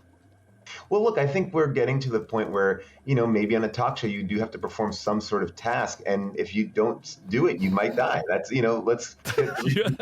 We've really escalated. Well, Gary, are you going to start incorporating that in the show? I think that by the time we get to season 3 of Animal Talking, clearly it's a format in need of reinvigoration. Gasoline might be the solution. We might have to start gassing things up around here. Paul, are you? When things really jump the shark, huh? Paul, I was trying to do some emotions here, but I forgot how to do it. It's right. It's right trigger, isn't it? Yeah, maybe I'll get in there. Oh, I get it. Now you see now. Yeah, there it is.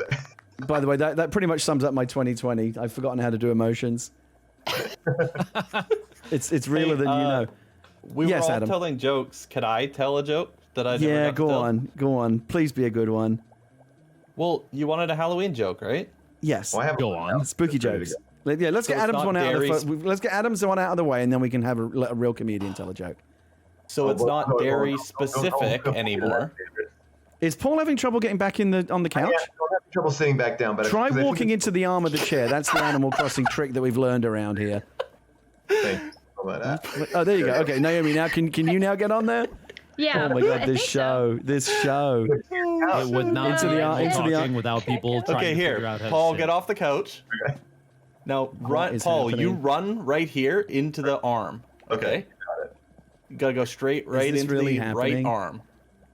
This is how I feel, Gary. You can do it, Paul. You can do it. Just push. Yeah, we got it. There we go. Oh my God, I feel like that's round. Okay, there we go. You got a round of applause for that.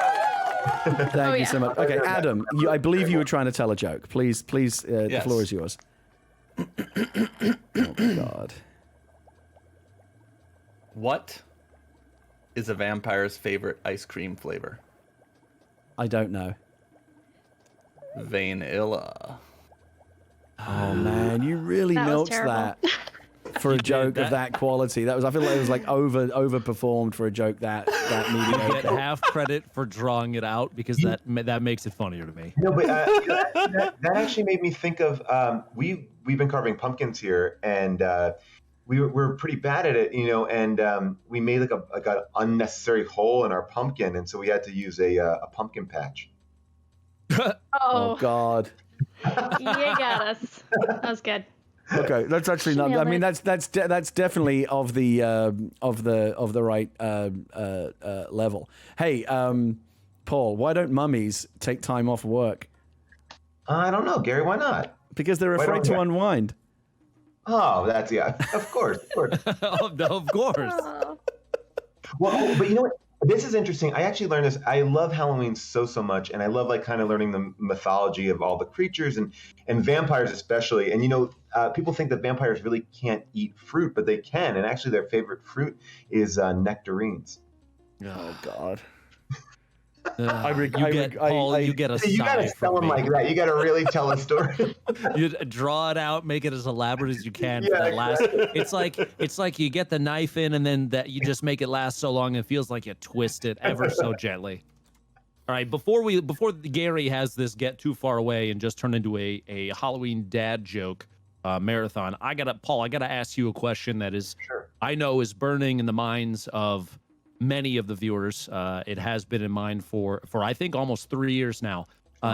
In 2017, what was it like to lose to your wife on Celebrity Family Feud? I'm curious. Oh, wow. I'm digging deep on this one. Did that happen? Yes, I love Family Feud. Steve Harvey Family Feud is one of my favorite things. I basically, on my DVR, I have it set to record, so there's always a fresh one on there. It's always constantly rotating. 100% with you on this. Yes. So I had talked to some people, and I was like, I really want to go on Family Feud. And I said, but I don't want to bring my family. I want to bring a bunch of like comedians on the show. So it's like, I like the feud, but I don't like the family element. I love the feud. I don't want to subject myself to having to bring my parents and grandparents around to this thing. So we go on. It was they separated us into comedy guys and comedy gals. And so my wife was the head of one team and I was the head of the other team. And all I'm going to say is that we shot this episode. It was the filthiest episode of all time. And the weird thing about the Steve Harvey Family Feud is it actually is pretty filthy just by default, right? It is, yes. Yeah. It reminds me of Shrek when they first when those first started coming out, and they're like, we're gonna make a kids movie, but we're gonna make so many jokes that they will not understand and just sneak them in there. I feel like that the energy transfers from Shrek to what Family Feud is now. We actually had to stop watching Family Feud because our daughter was in the room. It's like, what has happened to Family Feud? Like, it's not family entertainment anymore. But Paul, your episode was particularly filthy? Well, I'll say they edited out all the filthy stuff. But I will say the thing about Family Feud is they come up with euphemisms that I never imagined. So when I hear it, I'm almost like, wow, I'm offended. So we shot for like so long. So much is on the editing room floor because it was so crazy. And I'll tell you the way it started off, which was we were playing for charity, and my wife's team was playing for Planned Parenthood. And Steve Harvey's like, playing for Planned Parenthood, very good organization. Why did you pick that? And my wife just says, because Steve, us ladies need to get them abortions. And Steve did not know what to do. He's like, what? And his eyes just went wide, and then he started laughing, and that was the tipping point. That show went like on a roller coaster down there. Steve Harvey fell on the floor during our show because he was laughing so hard, and I don't think anyone knew what they were going to actually air. So when we lost, though, here's what you don't know. Yes, we did lose, but Nicole Byer, the host of Nailed It, cheated at one point. And we had to reset a game, and we would have won if that cheating wasn't happening. I feel like cheating was a nice reset, and they were able to win that next answer. Like we were right there. But honestly, I'm glad that we gave the money to Planned Parenthood. I mean, obviously it's Family Feud and it's for charity and stuff. But like, were you taking it seriously? Were you competitive? You wanted to win? Oh hell yeah!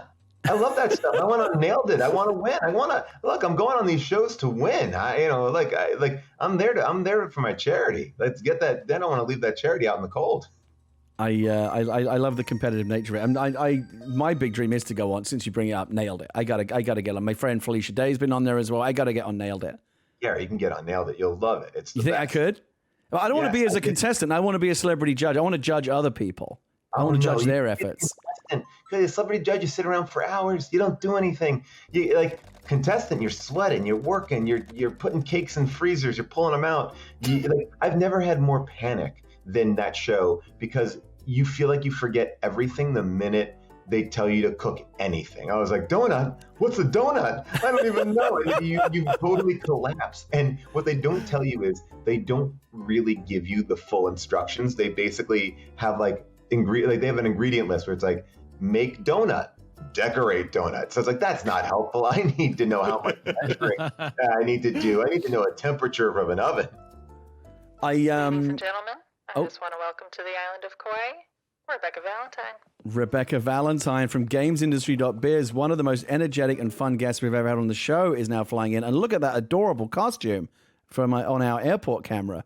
Paul, while Rebekah gets situated over here and gets herself backstage, you mentioned earlier that you love Halloween. Where does that love stem from? Is it from childhood? Have you been a Halloweenie ever since you were a kid? Like, what kind of Halloweens did you have when you were growing up? Yeah, well, look, my Halloweens were always a little bit bizarre because my mom would always kind of try to take over what my costume would be. And I remember one year she convinced me that a great costume would be like an authentic Christopher Columbus. So she dressed me up in a velvety kind of ascot, like almost like a beef eater guard, like that way you would see that kind of a character, and sent me to school fourth grade dressed like this little lord. Everyone else is dressed like Spider-Man and the Incredible Hulk, and I'm walking in wearing a poofy hat and a puffy shirt and just ridiculed, mocked, Mercer. And wow. I always fell for that. I always fell. Gary, there was one time, I'll tell you one more thing. But I always fell victim to my mom trying to do it a little bit better than it should have been, which was I love the Smurfs. And my mom's like, you're going to be a Smurf. And it wasn't enough to just have the hat and maybe a blue shirt. She made me face paint my hands and face. And I went to a party completely blue, felt incredibly nervous because no one else was that dressed up, and then ran to the bathroom. I was like probably in 4th or 5th grade, and tried to scrub all the blue off. And all I remember is looking around this person's bathroom that was not my house, and blue everywhere on the walls, on the towel, in the sink. Oh my goodness! Trying to scrub it off. So sad. This is why I wanted Paul on the show, because I knew he would bring the thunder with these Halloween anecdotes. I just knew it. I just knew it.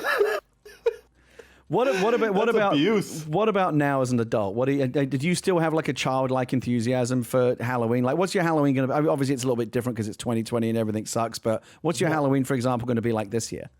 Well, okay, so I have kids now. So Halloween has taken on a whole nother thing. I love it, and I love scaring my wife. I bought a 6-foot-tall talking scarecrow, and I forgot that I ordered it. And it came, as you do. Yeah, as you do, because look, we're all on Amazon late at night, and we're putting the salve of a buy it now on whatever soul spot we need, and so I'll buy this scarecrow, and so I buy this 6-foot-tall scarecrow, and I start putting it together, and as I'm putting it together, it's a long stick in the middle, and I start to feel like a Jim Henson puppeteer because as I'm putting the stick in, the thing starts to look like it's floating around a little bit, and my wife's in the other room on the phone. And I realized, if I could just take this scarecrow and just kind of move it the right way, I could make it float into her office. And I did. I floated it into her office through a door. And the scream that she let out and the curse that she screamed at me, I know this is a family-friendly show. She's like, God, and threw the phone at the scarecrow's head in such a way that the scarecrow would have been dead if it was alive. Have you? I thought you were going to say. I'm curious. Has your interest been piqued at all by that Home Depot 12-foot skeleton? Because that seems to be the hot item. I was going to bring that up earlier. Thank you for mentioning it. Holy crap! Have you seen this thing? I love this thing. The only thing would be how can I store it? But yeah, I'm interested. I'm in. Store it. Just leave it out all year round. Hear me out. You have a 12-foot skeleton. Why would you not buy multiple of them and make it look like they're crawling up from your backyard over the top of your house to scare like that? Dude, I'll leave that up year round. Sorry, I Samantha. mean, I know you're listening. It's going up. If you've got DrLupo money, that's a very valid. That's an option. That's a very valid option. What is? They're like $75 skeletons, Gary. You don't need to. Come on now. What's that? I saw someone. I saw someone got very excited about buying one, but then I saw it was like 2 hours for like it takes 2 people to assemble it, and it takes like a good long time as well. And they were like, too much effort. Oh, I put my scary scarecrow in our bushes in a way that he lights up. His face lights up when you walk by. So when you walk by our house on the street, you don't see anything, but then you hear this voice. And if you look in our hedges, this face is like kind of peering out, going, oh, I'm getting all my pleasure out of that. My wife will remember when we lived in the burbs. We live in the city now, but we lived in the suburbs for a while. And one year I went to Spirit Store, and I must have spent the better part of $1,000. I bought the smoke machines and the animated Grim Reaper thing, and really went all. I was like that one of every street's got one, like the one guy that went too far. And kids would not even come up to our front door. Like we had to take the candy to the bottom of the front gate to give them because it was too much. I regret it. We went way over the top. Well, in this quarantine time, like it was like October 1st, and my wife was like, "Let's decorate." I was like, "Oh yeah, we're in it." Like we were day one Halloween decorators. I can't wait. We put up Christmas decorations when this quarantine first started because we were like, we need to bring some joy into this house. Like, and we just put up some like lights, and it made it actually really bearable the first month or two. Rebecca's going to join us in costume right now. I am in a Hawaiian shirt because I hosted a kids talent show that I was in a costume. So yeah, I am still in part of the club. Do you have a box of costumes within arm's reach though? Sadly, yeah, I have a box of costumes. Based on what I saw today during Among Us, I 100% believe there's a box of costumes. Oh, Paul, you and Lupo played Among Us today, right? How'd you get on? It was a riot. So much fun, yeah, I had a blast. We got to get you into one of our games soon. We got to. Keep trying to make our schedules line up. We'll get you in soon. Let's get you, me, Lupo, and Mike Shinoda from Linkin Park in a game. We got to make it happen. Look, it sounds perfect. I'm ready for it. We're gonna do it at this point. We have an episode. I didn't even mention this yet, but we have a special episode of Danny's Diary. A special episode of Danny's Diary with Danny Trejo. A Halloween episode is coming up soon. And this episode just keeps on delivering. First off, she's been waiting very patiently backstage. Let's bring her on. She flew in a few minutes ago. One of the most energetic and one of the sweetest and nicest guests we've ever had on the show. Not just that, also one of the nicest and sweetest people we've ever had on the show. Paul, you'll notice we actually have little pumpkin stools for you. You can get off the couch, but if you go over to if you head on over, look, see these little cute little pumpkin stools? Yeah. You can sit right there. Sit on them. Yeah. Yeah, you can go ahead. You can plonk yourself right on there. And do it. There you go. There. Perfect. I'm on. There you go. Are you on the other stool now? Oh yeah. Can you like? Yeah. There you go. We got you. Maybe I'll go back. The thing is, I can't go into camera mode because it affects people being able to fly in and out. Because Nintendo is just so good with this quality of life stuff that they've built here in Animal Crossing. I'm so excited to bring her onto the show. I just like clapping. Okay. one of my favorite season 1 guests. She's an ace reporter on the video games industry over at the gamesindustry.biz website, and she was so full of energy when we had her on the show. We ended up nicknaming her Rebekah Valentine, and I'm hoping she's brought some of that energy tonight because I know I want to hit her with the Halloween questions. Please welcome to the show one of my favorite people, Rebekah Valentine.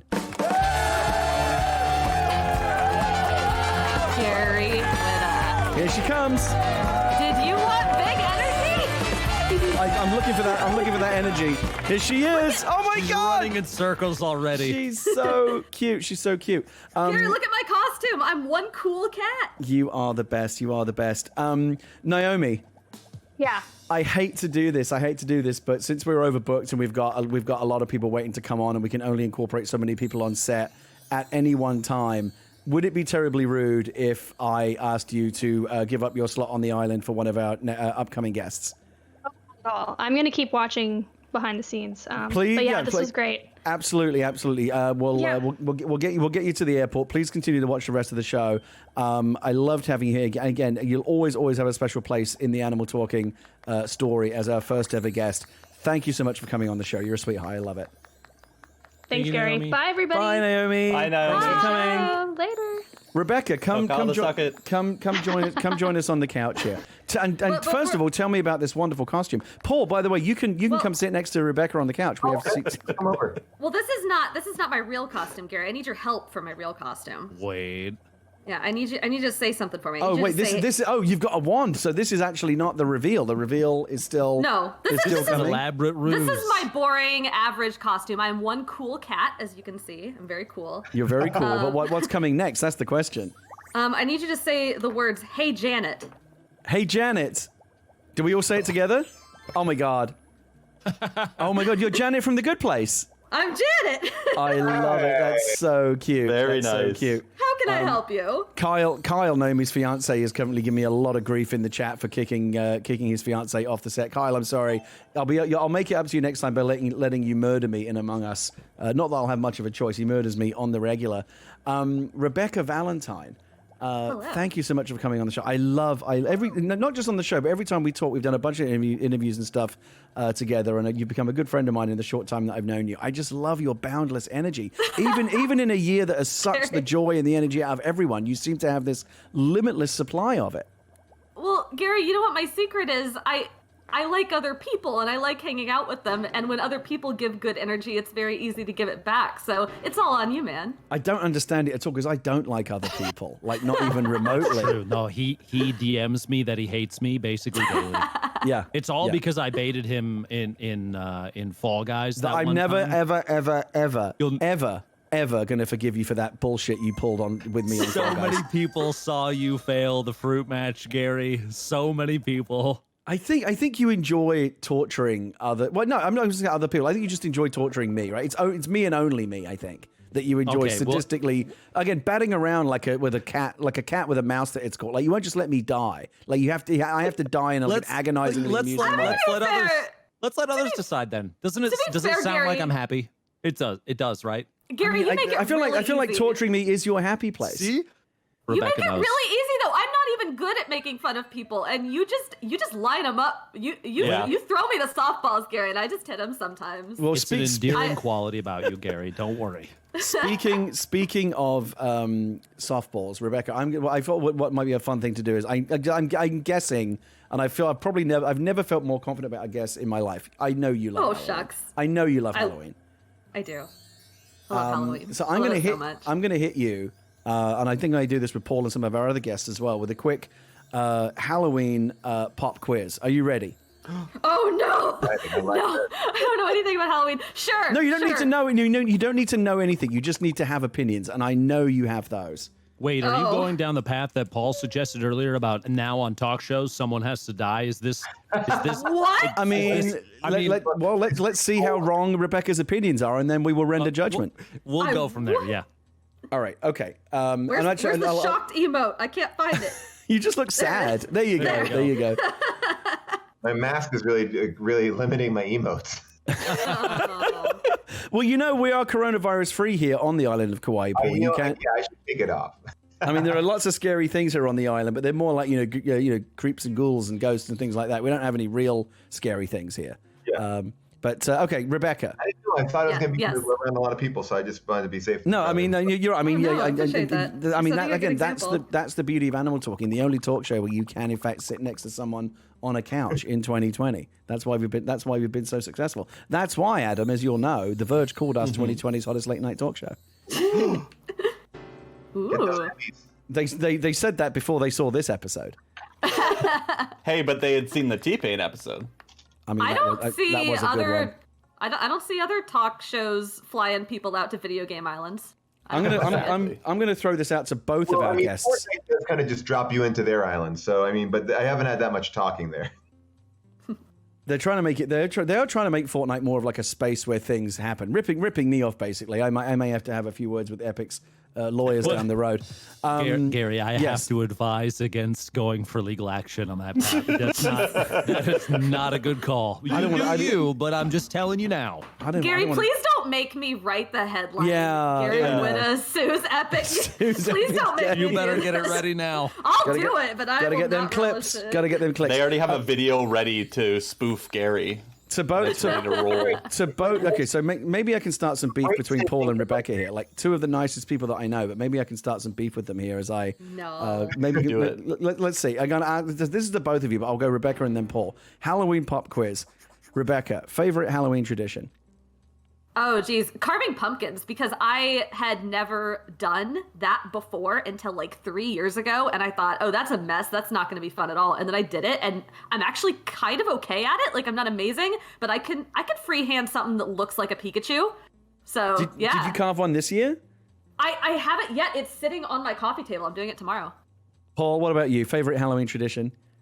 Buying a ton of candy and convincing myself I'm going to have a lot of trick-or-treaters this year, but secretly just buying it because I want to have all that candy in my house for 100%. You and I are brothers on that one. Yeah, there's a big bag of Halloween candy here. We have a lot in common, yeah. Leah will tell you whenever, I mean, we obviously didn't do it this year, but when we typically go down like the Target Halloween aisles, I'm just loading. I mean, well, you never know. We better to have it and not need it than need it and not have it. The mini candy too, by the way, it makes you feel good when you have. It's just a few M&Ms. It's just a few. It's not that bad. It's not even candy. It doesn't count. And they're just little bags. They're little kid-size, fun-size bags. What is the best? What is the best Halloween candy? Well, that was Rebekah. Thank you for anticipating my next question. Yep, What is the best Halloween candy? Toothbrushes. That's it is. Party Grouper. On my Twitch the other night, we did a candy. We did a bracket, like a 16 candy bracket, and the final two. Can I tell you what the final two were as you think about your favorite one? Final two was Take 5 and Twix. What? I mean, Take 5? No, Take 5. You never had a Take 5? It's like it's got everything in it. I've made it to the finals. Oh, I mean, Take 5 is legit. I didn't realize it was not in safe territory here. Oh no, you are. Trust me, I've got your back here, Paul. Take 5 is legit. Wait, the Take 5. What's in that one? Take 5 pretzels, caramel, Reese's peanut butter. Yeah, it's got it all. Okay. What? This sounds made up. I think you made this up. No, Take 5 is S tier. I'm Googling it, so it is actually, I can confirm it's legitimate. But the second that you step into an arena and you offer up pretzels in a candy, I have to look at that and say that your focus group may have been tainted. There's some sort of control there that was not applied appropriately, and those people. Listen, you got to do a double blind. We got to start getting, so we have to get really technical on this one before we start making judgment calls about what the best candy is. Surrounded by a bunch of Red Vine fans. Where the no. All right, good. All right. How dare you, sir? I'm offended. Dr. Loeb, you've never had a Take 5. I know it's the internet and all that, but you cannot go shouting off opinions about candy bars you've never actually tried. Try one, and trust me, you will be a convert. Gary, I've had pretzels and I've had chocolate, and the combination of the two is fine. But to compare that to candy bars like a Snickers, dude. Listen, come on. Go out. Lupo, you're missing the point. Don't go out. 5 ingredients. Get yourself a Take 5, and we'll talk afterwards. I promise you. I promise you. You will see the light. And by the way, can I tell you how they just upgraded themselves? Take 5 used to be a normal candy bar. Then they got the Reese's peanut butter in there, and now they really stepped up their game. Like, it's become better. So did it used to be a Take 4, or did they change something? Swapped out their peanut butter distributor. You know, they just got a better brand of peanut butter in there. Yeah. Okay, now my wife is in your chat, Gary, saying that it's the perfect combo, and I feel like I'm being exposed to something I didn't know was going on in my relationship. So even your own wife, Dr. Lupo, even your own wife, Dr. Lupo, is on my side of the Take 5 beef here. We're gonna have to have a conversation later, Samantha. I'm sorry. You learn something new every day, right? Just when you thought you knew somebody. You're tempting me because my answer was going to be Reese's peanut butter cups, and I've never had a Take 5, but you keep describing the fact that it's basically Reese's mashed in with a bunch of other things. Well, I will say that I will not turn down one of those little snack-sized packages of bottle caps. Those things are real good. Lisa Loeb was on the show just 10, 15 minutes ago, whenever it was. Actually, a lifetime ago now, it feels like. But she, and my wife agrees with it, that if you're going to go with the peanut butter cups at Halloween, you got to go with the pumpkins, the peanut butter pumpkins. Oh yeah, yeah. Those are good. Yeah. Have you seen the ones now where they put in any form? Have you seen the one now where they put Reese's Pieces inside the peanut butter pumpkins? It's like a whole new level of peanut butter science. Oh yeah. Yeah, they're starting to turducken a number of different candies. Basically, it's the candy turducken. Yeah. No, I don't need that. I just need a normal Reese's cup. I'm happy. I'm gonna say, and I will brook no argument on this, and I'll be honestly shocked and stunned and frankly disappointed if anyone deviates from this one. Not just for Halloween, but all year round. If you're gonna go to the top of the candy bar pyramid, you can only really be talking about Twix. They're okay. What? They're fine. Are you kidding me? They're good. I won't turn down a Twix. Twix are I great. could hear Gary's brain melting from that. They're good. I completely reevaluate. I said all those lovely things about Rebekah when she first came on. I meant all of them. Now I have to reevaluate. Gary, no. I love Snickers. Adam, you're going with Snickers? Paul, what's your call Love it. here? Okay, well, look, I was tricked by Snickers. I never felt to marketing more than Snickers. Like when they used to go like Snickers, it really satisfies. I used to think like, oh, this is like eating like a protein bar. Like this is actually a real meal. This is a meal. I mean, it is very dense. You let them trick you into it being a meal. I feel like that's not their fault, Paul. I know. I was tricked by Snickers. Might be the quote of the show so far, by the way. But I really was. Then I realized it's like, oh, wait a second. This is just a candy bar. So I feel betrayed by Snickers and their marketing campaign. I'll say this, that I like a Twix for a couple reasons. I think they're a resilient candy bar. They don't really melt. You can share a little bit. You can break them up. You can enjoy them in multiple different ways. I don't know. Twix and Snickers, I'm going to go with Twix. But if I'm going to pick anything, I'm going to probably go with something gummy because I'm a big Haribo fan. And I just found Star Mix, which is great. I do like a nice Haribo gummy bear. Yeah, that's good. All right, Gary, I did forget. Adam. British dairy milk. Oh yeah, the proper not the crap that Hershey's makes now over here and sticks the Cadbury's name no on the American real stuff. dairy milk. No. It's got to be the British. Proper Cadbury's dairy milk. Listen, one of my friends who lives in the UK sent me a little package of sweets the other day, and she sent me bonbons, and she sent me those weird. This was all prompted because apparently over in England there's some candy that is like these little foam shrimps, and they don't taste like shrimp, but they look like shrimp, and it's the weirdest thing in the world. I don't know. They taste very good. They just taste like eating cotton candy. But the whole point was she was sending me these to try, but she also included one of those little milk things you just described, and it was very good. I support that. I can't get them here though. Can I talk to you about the candy that is really grossing me out this Halloween? It is a candy corn that tastes like turkey dinner. Have you heard about that? I've seen it. Apparently you can't get them because everyone's snapping them up because it's such a weird novelty. It's so crazy. It's a turkey dinner candy corn, and on the cover of like the bag, it's like a steaming hot turkey. And I don't like the sound of any of this. It's like if candy corn was like, hey, look, we know people hate us. Let's just make it as gross as possible so we can at least sell a couple bags for the novelty sake of it. No, thank you. No, thank you. I'm going to add one more quick pop quiz question, and then we're going to go to our special Halloween episode of Danny's Diary with Danny Trejo. And then we're going to, while that's happening, it's an 8-minute episode. While that's playing, we're going to fly some of our remaining guests onto the island. We definitely overbooked the hell out of the show. It's another way of saying that is it's star-studded. It's a star-studded show. We have, in fact, Biden up in the waiting room. Is that? Yeah, he's ready. Don't blow the surprise. We're very. Biden said he'll only come on at 11 p.m. Pacific time. That's really. You should have been on the 5 o'clock side. But no, I like late night people. I'm gonna give you an easy. Talking about a softball, I'll give you an easy one. Paul Scheer, best scary movie, favorite scary movie. Oh man, that's a great question. Man alive. I just saw it the other day and I really loved it again, which is The Thing. John Carpenter's The Thing. I think it's a great movie. But I also want to give you one that you probably have never heard of that's so worth watching. If you have the Criterion Collection or you have Shudder, you can watch this movie called Ganja and Hess, right? And it's this incredibly trippy vampire movie that was made in the 70s. I can't describe it because I don't want to wreck anything for you, but it's an existential art film.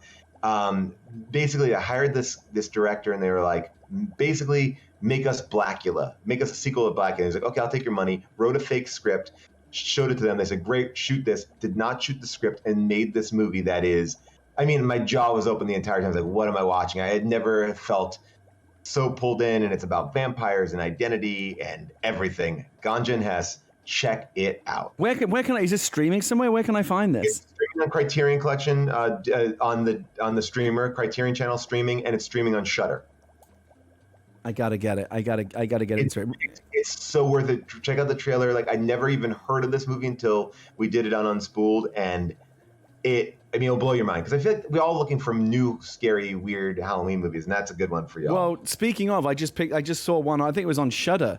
It was an 80s movie that I somehow missed. It's called Chopping Mall. Have you seen this one? It's a bunch of teenagers locked in a shopping mall at night, getting hunted down and chopped to bits by homicidal security robots.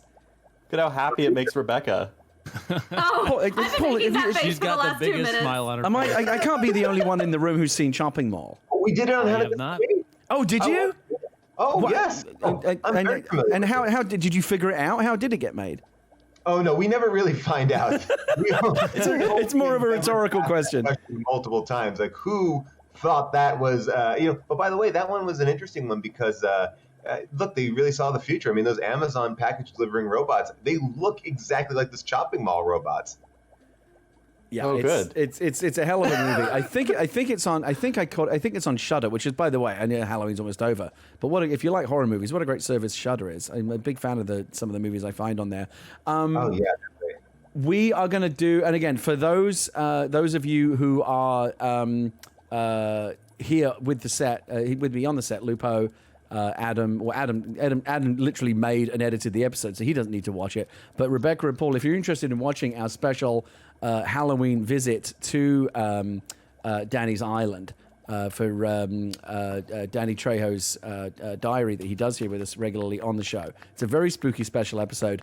I'm going to cue it up right now. Just give me a second here. It's you want to while you're doing this? No. You're gonna stay. I am. Sooner or later, we've got so many guests trying to get on right now. Well, we're looking at the clock. We got to make sure we're keeping pace. On the other side of this clip, Paul, I think I may ask you and or Reb to bow out and make room for some, because it was literally everyone I asked has basically shown up now. On the clip, because then it won't be so messy. I'll get. Thank you, Paul. Oh, you're gonna get out during the clip? That's actually incredibly kind of you. Of course, come on. Paul, respect the guests, respect the world. I love it. I get it. So, okay, but since you're leaving, I do want to ask you this one other question, because I know you're a gamer. I know you play video games, and you just recently started streaming on Twitch, right? Is it just Paul Scheer, Twitch.tv? I've not been doing that many game streams, but I've just been doing like a bunch of shows and dumb stuff, and it's been the best. But I mean, yes, I'm a gamer. I'm currently playing for the Clippers on NBA 2K21. No big deal. I just was Rookie of the Month. I don't want to brag, but yeah, no big deal. So I have to ask you, because it's a very polarizing subject. I personally will. I love games as well, but I will have nothing to do with this genre at all. I just won't. Scary games, yes or no?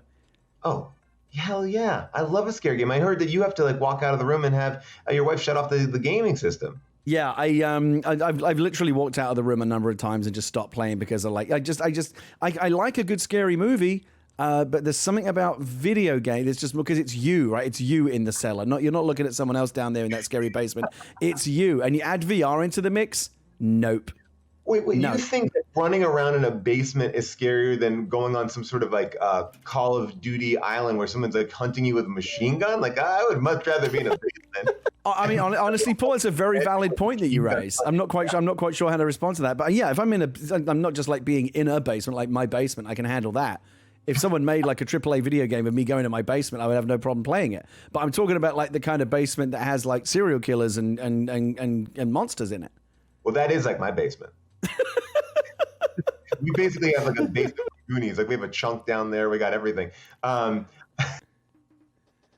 We are going to go to Danny's diary, and while Danny's diary is playing, again, I'm sorry, these interviews, usually we go like 20, 30, 40 minutes with our guests when we have three or four guests over the course of a 2-hour show. We're going to cycle through something like 15, 20 guests during the course of what is probably going to be looking like a 3-hour plus show.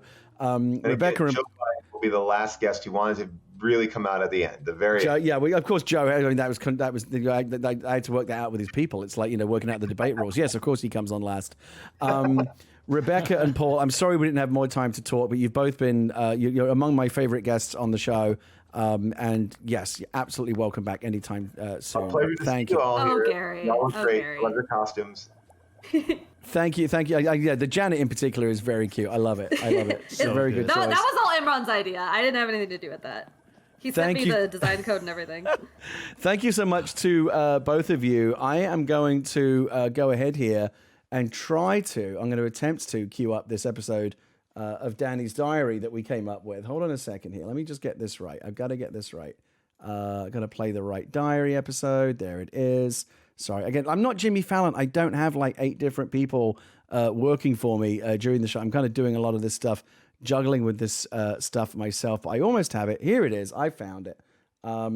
As you know, Danny Trejo was one of our favorite guests during season 1 of Animal Talking. He was just absolutely fabulous. I loved having him on the show.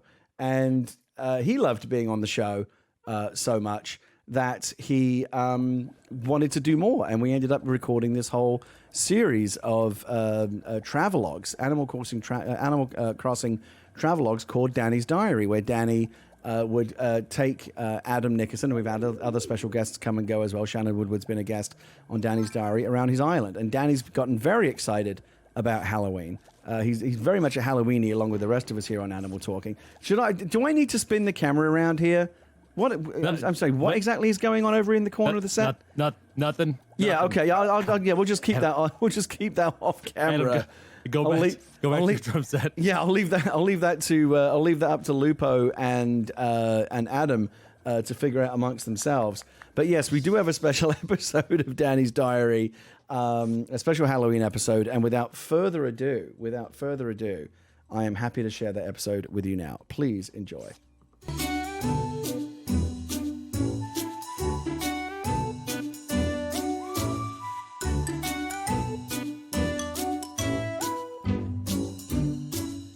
Hello, Danny. Good to see you. You're in zombie clothes. Well, that's my costume for Halloween. Hey, come on, I'll show you my pumpkin patch. We've got all kinds of decorations and stuff. They have a lot of jack-o'-lanterns. Does this scarecrow glow? Yeah. Well, I brought pumpkins. I was going to give them to you in case you hadn't had any, but look at this. You just quite a few growing. I had pumpkin pie this morning. I did bring another costume if you are interested in trying something. Yeah, I'm tired of being a zombie. I'll be a wizard. Actually, if you see any loose ends, let me know because I'll trip. This is probably more your style. A muscle suit, okay. An 8-pack, look out. That's because I eat pumpkin pie. Look at that, we're best friends now. Best friends forever. So what best friends typically do is play jokes on each other, right? Oh, thanks. You put me quicksand. Oh, the Joker, huh? Or... Oh, blowing bubbles. Okay. Come on, let's get some candy. Yeah, let's do it. Yeah, we got to know my island comes equipped with candy. Oh, look at that. Right here. Yeah. Get some candy. How much did it cost to have this commissioned? A friend of mine did it. We've been doing a lot of fishing. I know you do love to fish. Hi, it's me. Sherb. I forgot about Sherb. I've been calling her Shab. Whoa, there's a big fish over here. I love to fish. I'm going fishing again this Wednesday on a boat. Do you consider yourself a big Halloween guy? Well, right now I was thinking of putting a big web and spider in front of my house. One time I sat on a bench outside and I was dressed up kind of like a stuffed mummy, and then when the kids would get close, I'd move. Oh my God! It looked good. You know what? We got to cut that out. There's be some complaints. What are your favorite costumes you've dressed as? You know what? Well, now it's like I have to be like a ghost, cover my face, or else it's like all I do is sign autographs. It's funny because I have a mask of me that they made, you put over, and it's kind of funny. I walk around with that, and everybody, oh, I know who you are. And have you ever taken the mask off and been like, oh, yeah, it surprised the hell out of kids. Kids, you're the guy from Spy Kids. Yeah, you're right. What's your favorite Halloween movie? Halloween. I did Halloween, a movie with Halloween with Rob Zombie. That was awesome. That was a scary movie. So is Rob Zombie scary in person? No, he's one of the nicest guys you've ever met. He's humble. And then at his show, if you ever go to one of his shows, he's like 50 years old, but he's got the energy of a 12-year-old. When it comes to Halloween candy, are you a big fan? I'm not. But I know the kids like it. You can't give them healthy candy. So you don't want to be one of those houses giving out toothbrushes. I know. God, it's like, oh man, find them all in your front yard. Yeah. Oh, let's go check out your restaurant. Yeah, we got specials. We got Halloween specials. I just realized I don't have my mask. We've already taken your temperature, so it's okay. Oh, perfect. We've been passing out food to the homeless, and because of the restaurants, passing out food to the hospitals. We've been running around finding Pampers for everybody. Danny Trejo on a Pampers hunt. On a pamper hunt, you know what I mean? And it's funny, when I go into the store, and I let me have 8 boxes of Pampers, and what? We tied up with a place called Bull Belly, and they deliver all over the United States. So we've been able to, people have been able to, big parties, we'll send them 100 tacos, 200 tacos or whatever, Can you send me 200 tacos? I will bury myself in the tacos and eat my way out. That's awesome. Nice and cool, I'm telling you. Hi, your husband wants to wish you a happy anniversary. While we're at it, why don't we get a plug for that then? So people can go to Cameo, get special messages from you. Yeah, my name's Danny. I wish your mom wants to say, get home. So because we're friends, Danny, do I get a free Cameo right now? This is Danny. Yeah, I sure hope you have a great day. Okay, Adam, let's go fishing. You have to whistle a fishing song. There's one. Hold on. Hey.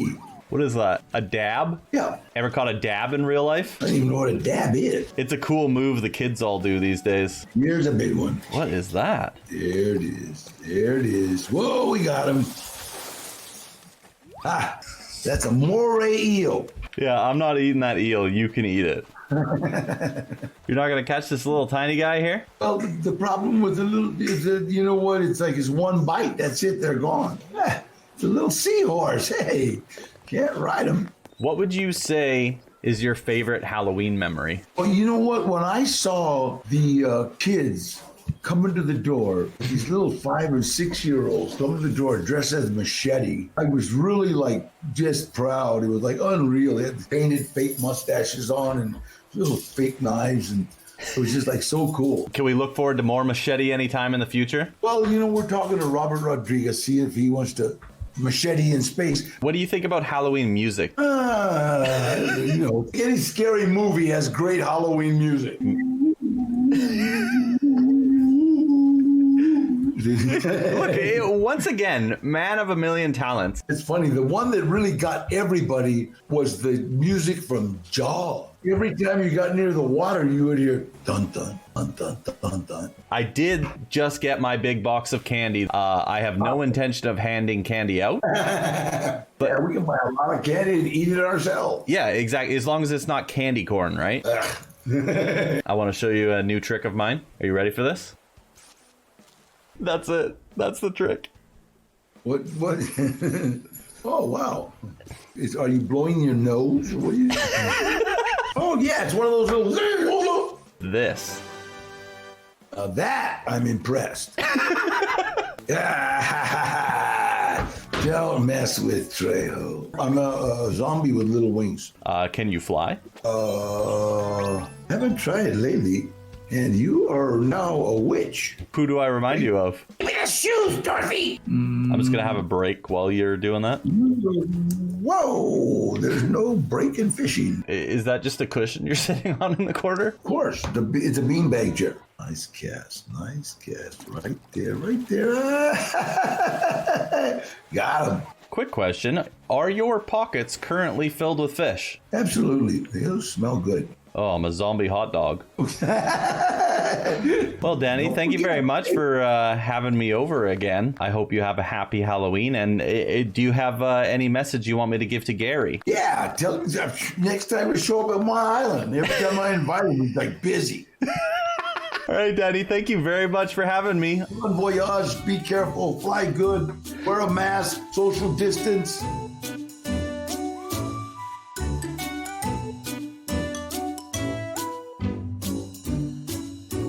And we still have people flying in. People are still flying into the beautiful sun-kissed island of Hawaii. I have no idea how much activity took place with Dodo Airlines while that 8-minute video was running, because I'm not going to bore you with the details, but I didn't do a very good job of my job. I know we have 2 new guests waiting on the island. We were able to get at least 2 more, and there's going to be a lot. Oh my God, there's so many people still to come on the show. This may be the longest show we ever did.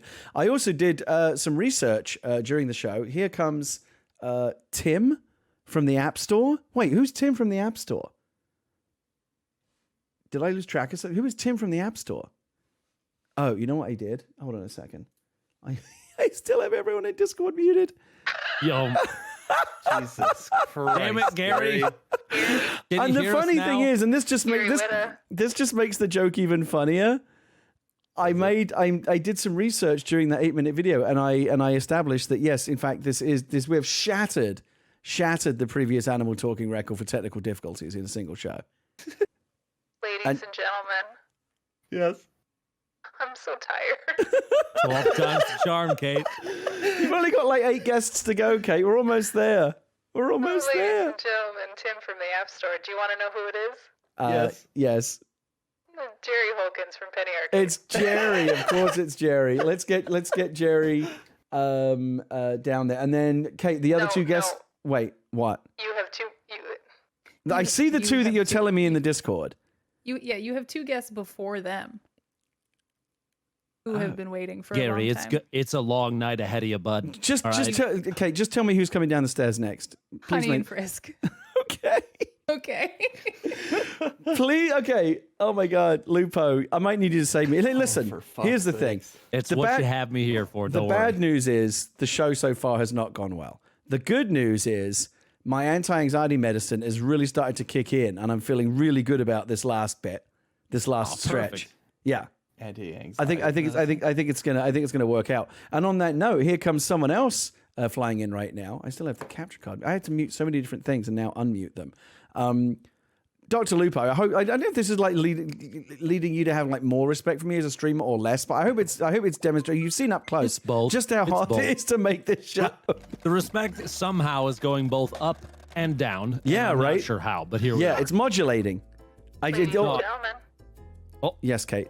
please welcome in Mike Krahulik from Penny Arcade. Oh, we have some wonderful people here from Penny Arcade ready to come on. I was gonna say, I want to say just real quick that you've hit me with so many people. I didn't even know everyone that was going to be on, and now you have Penny Arcade. Now my hands are sweating again, Gary. Are you a Penny Arcade fan? I had no idea. I have honestly. read Penny Arcade for 10 years, 8 years, since the inception. I think I have read almost every single Penny Arcade. It's funny how this kind of goes round and round. When Mike and Jerry are on the show, Mike mentioned that he was a huge fan of the novelist Hugh Howey, who wrote some of his favorite sci-fi books. And Hugh was a guest on the show too on another episode. So I got Hugh to call back in and surprise Mike when he was a guest. So Mike had his kind of moment of hero worship, but just on and on it goes. Like I had no idea, honestly. I mean, Penny Arcade's huge, and you're in the gaming space. I just didn't know that you specifically were a Penny Arcade fan. Oh yeah. I actually messaged as soon as I found out.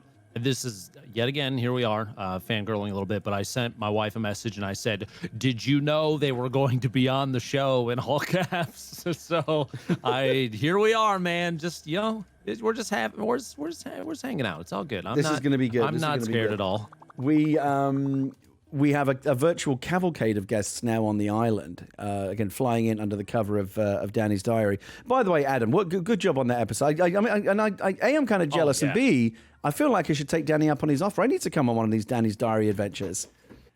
Yeah, I wasn't just in my kitchen, and also, wow, Lupo, that offer stands if you want to be my +1 to Danny's You island. want to go? You want to go to Danny's island sometime? We got to talk about Danny Trejo for a second. No, This hang on. man how is he? He's a national treasure. And you know what? One of my favorite Danny Trejo fact for anybody that does not know this, because he wanted to teach his kids that being the bad guy is not good.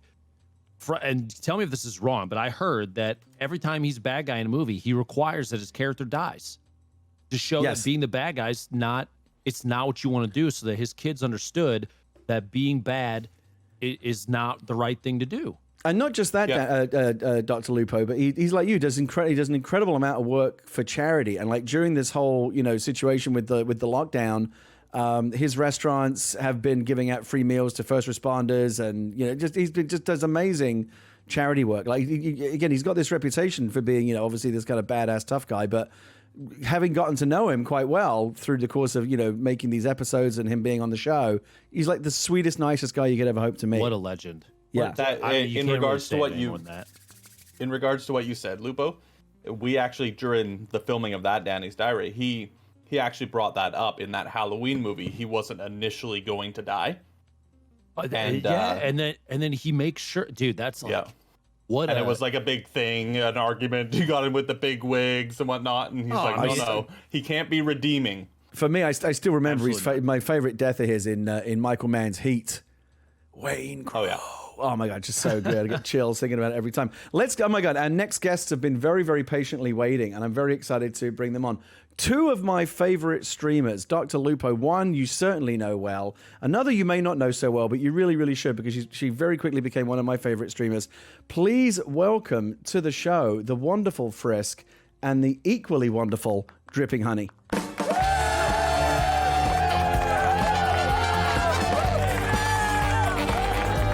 Are they going to hit their cues? There they go. Oh my goodness, how cute! Hi, Gary. Hi, Friskk. How are you? Honey, do we have you also? Candy, like cotton candy. Yes. Oh my goodness. Okay, now first of all, who is who?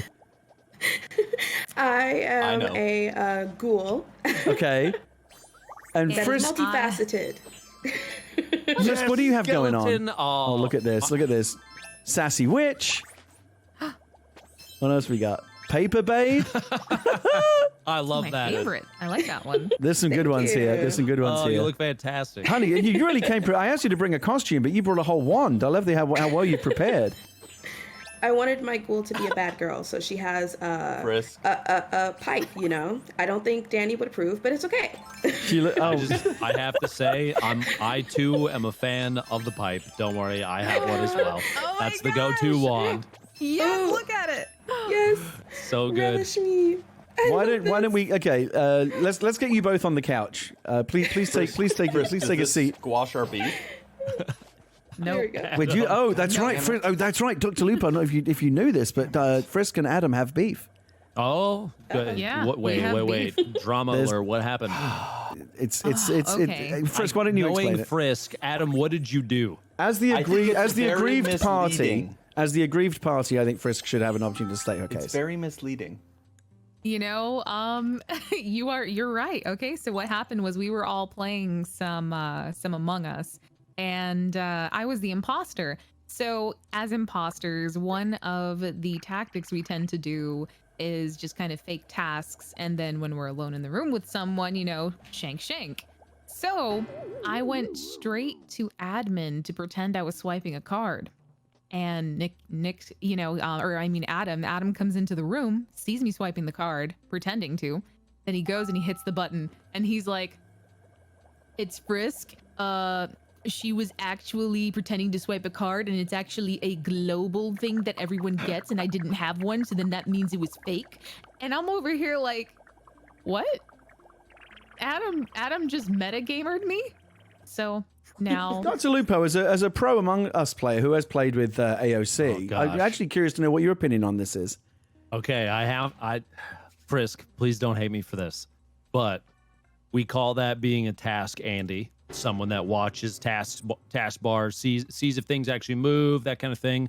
That, while frustrating, is not technically metagaming because it's within the game. Now, if he had said, that you have a tendency to do XYZ thing that transcends that game and that becomes metagaming. And now I feel like I sound like the guy, the voice that you were imitating, and now I sound like a nerd. So I'm gonna stop before I go too far. It pains me to say, but I had Adam's back on this one as well. I didn't think it was. Do I get a second? I mean, we're all backing you up, Adam. I know. I don't give a shit whether you guys are backing me up. I just Wow. I think it's important that Friskk knows that the only reason that happened, I'm not one of those types of gamers, as Gary can probably attest to, because I'm usually shit. The only reason that happened is because something that happened just recently before then, and so I thought it would be funny it was like a callback to when that previously happened, and I fucked it up. I don't know if you guys are going to be squashing this beef anytime soon. Friskk does seem pretty steamed. I greatly respect Friskk.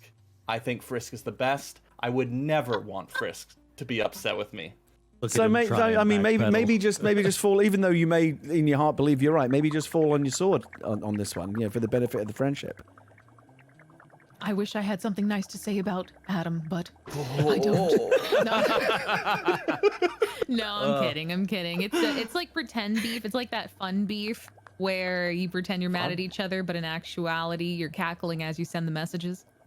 If it makes you feel any better, if there's any way that this can add maybe just a little, loosen the tension a little bit. I did see Adam as a flower die a lot today, and that did make me feel good. So I just want to put that out in the world. I'm not, you do with it what you will. I just want to say to Honey, it's been very Friskk centric so far, this conversation. I love Friskk, and a lot of my life is increasingly Friskk centric these days. But I do want to bring Dripping Honey into the conversation as well. Honey, I just want to first of all say, you know how much I love you. I love the Famalam. I'm so glad I discovered your channel. It's always a treat to come by there. And again, because you just have such wonderful energy. You always have such great energy. Thank you for coming on the show. I'm so glad you came back again. Absolutely. Thank you for having me. You gonna make me blush, Gary. Well, now one thing that I wanted to do, and I hope this is not invading your privacy anyway. If it is, please tell me and I won't do it. But you told me about a major life change that happened to you, or is about to happen to you very soon. And you even sent me a picture, which, with your permission, I'm going to show to the good people of Twitch right now. Absolutely. So first of all, tell me the story. You have or will be getting very soon a new pet rabbit. Yes, it's a bunny. She's a Holland Lop, and I've decided to name her Jade. So I had been wanting a pet for a really long time. I had one growing up, but she unfortunately passed away from age. And after that, like my mom, she couldn't bring herself to get another pet. So I always wanted one. And at first I was like, well, I want a dog. But then I was like, but dogs are a lot of, like they're all over the place. And so I was like, well, why don't I get something smaller? And I was told that bunnies, like, even though, they're like a commitment and they're really cute, they're much more timid. They're much, more, you can get a small one. So I was like, oh, that's perfect. And so I was looking everywhere. I went on all these websites and I couldn't find a place to adopt a bunny from because it's like a bunny desert where I live.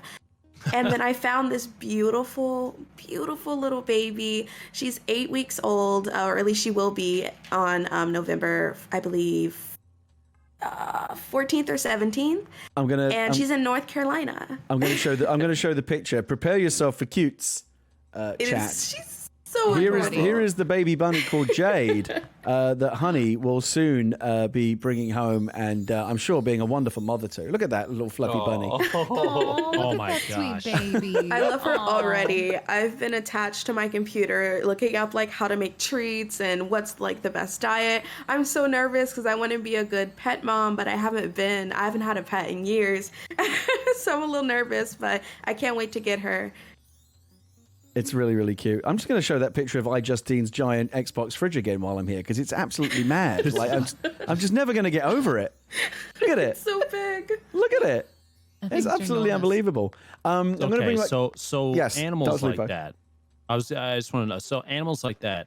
obviously you said like a dog, and I'm glad that you showed the picture because I was literally gonna because you mentioned the exact kind of bunny that it is, and I was gonna look up like how big they get, that kind of thing. So I like knowing that kind of information about stuff that other people are invested in. Obviously, I mean, you said yourself you're nervous, which is in my opinion kind of a good thing in a situation like this. Well, because you're taking an animal that like you look at cats and dogs, there's so many guidelines, everybody knows how to take care of them, that kind of thing.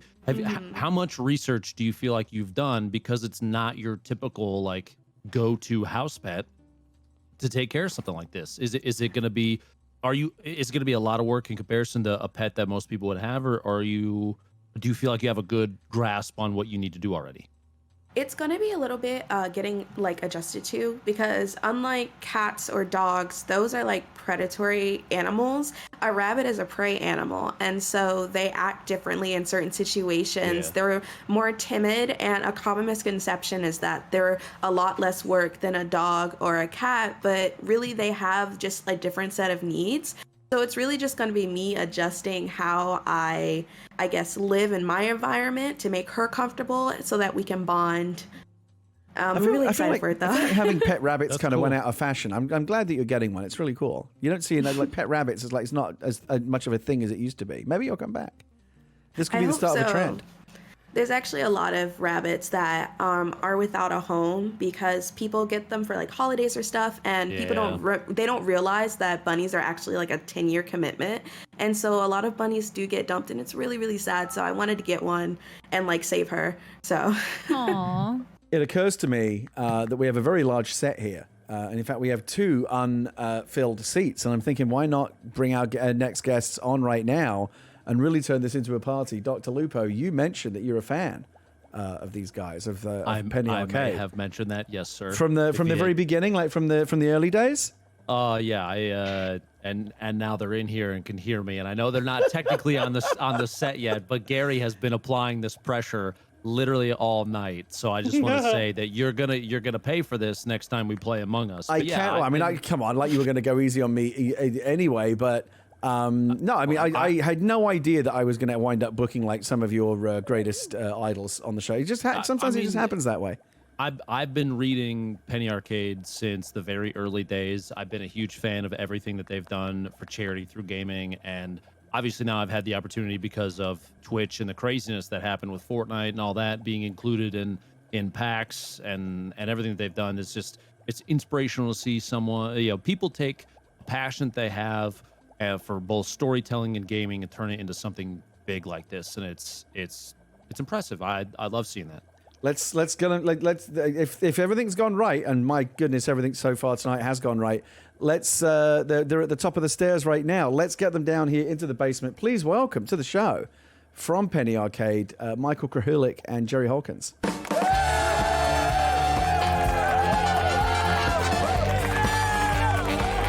There they are. There's Mike. Hey, how's it going, guys? And there's Jerry. Hello. Hello.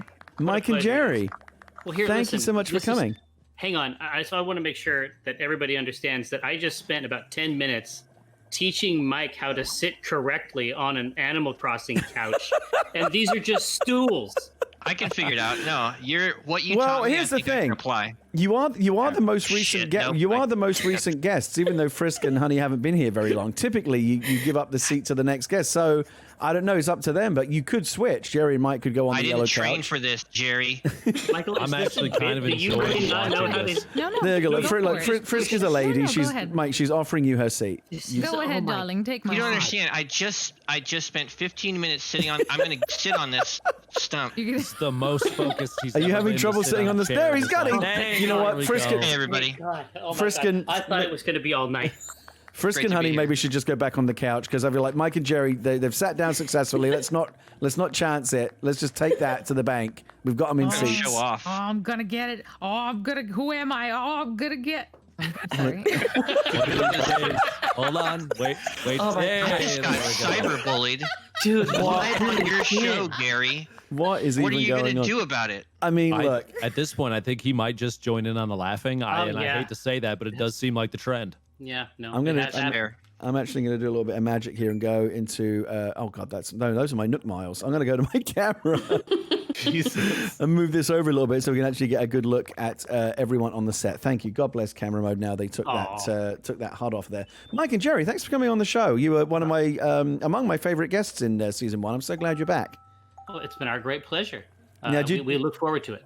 Did you know that the great Dr. Lupo, one of the top streamers on Twitch, was such a big fan of your work? How could that doesn't even seem possible to me? I have to be honest with you. I have a handful of streamers that I follow, being an old, and like every time I tune into Dr. Lupo's channel, I get it. Like I understand Twitch in a way that I don't necessarily understand all the time. You can't be serious. I'm gonna throw No, up. man. I have seen. That's like the highest compliment he could give you. No, I have seen so much of your Tarkov stuff, dude. Dr. Lupo, do you want to hear something? And this is going to shame Gary, and so I'm going to say it. But I told my son... You can't shame me any more than the show already has I told my son tonight. I'm going to be Take your best interviewed shot. on a show tonight, and he's like, oh, who's the streamer? I said, it's Gary. You know Gary. He's like, oh, yeah, Gary.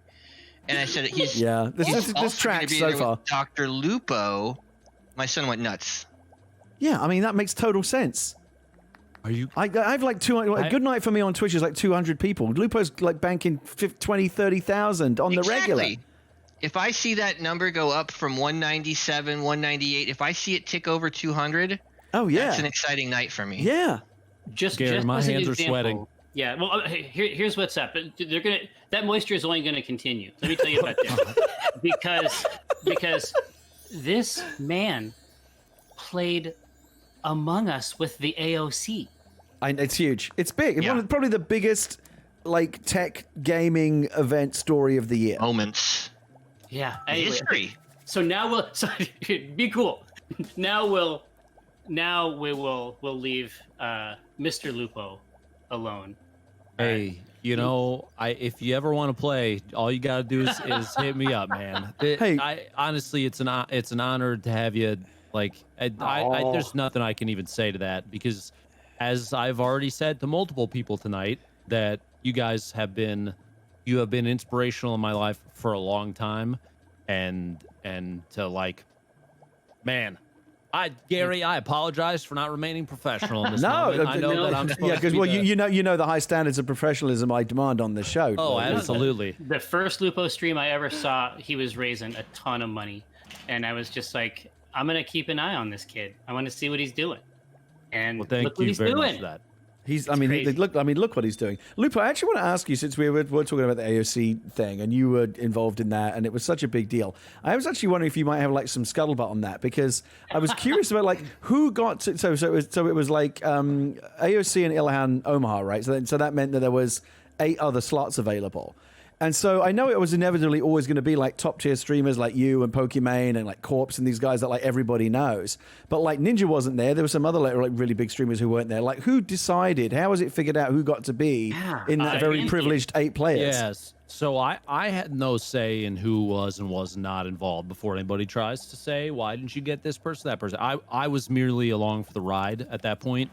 I had actually been DM'd by Hassan because he's been doing a ton of like election and political coverage like none other, and like every debate night he's had it up and has been talking about it, and I followed him for that because it's cool to see someone take that space and grow their platform with it, because you haven't really seen very many other people try and do that, and it's really cool to see somebody achieve success with that. And so I follow him for that, and I've been watching those streams, and he DM'd me and said, hey, I might have a spot for you for this stream with AOC. Do you want in? And I was like, absolutely, because I saw it as an opportunity to take this because I knew what they were going to talk about. They were going to talk about voting, and it wasn't going to be a one way or another thing for me. Obviously, she is who AOC is who she is, and I recognize that there's a lot of different political beliefs. The entire spectrum is represented on Twitch, and that's fantastic. We love that. And the bottom line is there's a lot of people for a really long time, especially in the audience that I know that I have, where there's a lack of enthusiasm to go out and do that and be included, be heard in that vote. And I know some places are not swing states, and they don't feel like they're going to contribute to the overall, but they do. Whether we can talk about all that stuff all night, and I don't think we necessarily want to get super involved in it, but it was cool to see that inclusion. And so I took that opportunity to say to my audience, it's important that you do this. And so that's why I jumped on board. It seemed like a no-brainer to me. That's amazing. But I mean, like, I don't know about you, Friskk, but like, I was quite put out that I wasn't asked. Well, I mean, Gary, you're sus, so we would have. But that's what you want. You want to make sure that there's plenty of sus, right? That's like the salt in the meal. That's what gives it Honestly, the Gary, flavor. I agree. I'm a little surprised that you weren't too. Yeah, considering like the Animal Crossing everything I've Rising achieved. Star, everything you've achieved. Look at my achievements. Gaze upon Gary, my I guess achievements. Selena Gomez isn't big enough. You got to shoot higher. I mean, like you say, I got the biggest stars in the world on my show, but just not. The DrLupo level is like that. I'm like a big fish in a small pond, but DrLupo is like not even in the same pond. There's a whole other pond that he's in that I'm not even. I can only gaze upon. What, Friskk? What did you say? I think he has like an ocean or something. Stop! Yeah, and he is one of the largest fish in the ocean. And he's one of the most amazing fish in the ocean. Wait, one of the largest fish, Gary? Did you just call me fat? That's how I took it. Absolutely, Gary, how I took it. is it the pants? Is it? What's the problem here, Gary? I want you to tell me. What about this? Wait, hold on. What am I looking at here? Hold on. Yes. Where is it? Is it? This is very form-fitting outfit. Is that the problem? Why are we getting into my size, Gary? Exposed. Your love handles are beautiful. Thank you. Is this more your style? Is this better? It's the chaps, isn't it? Oh, we'll stay. That's a guy. I actually like that look. Yeah. He's got a snake in his boot. Yeah. To make it very clear. Yes, sir, indeed.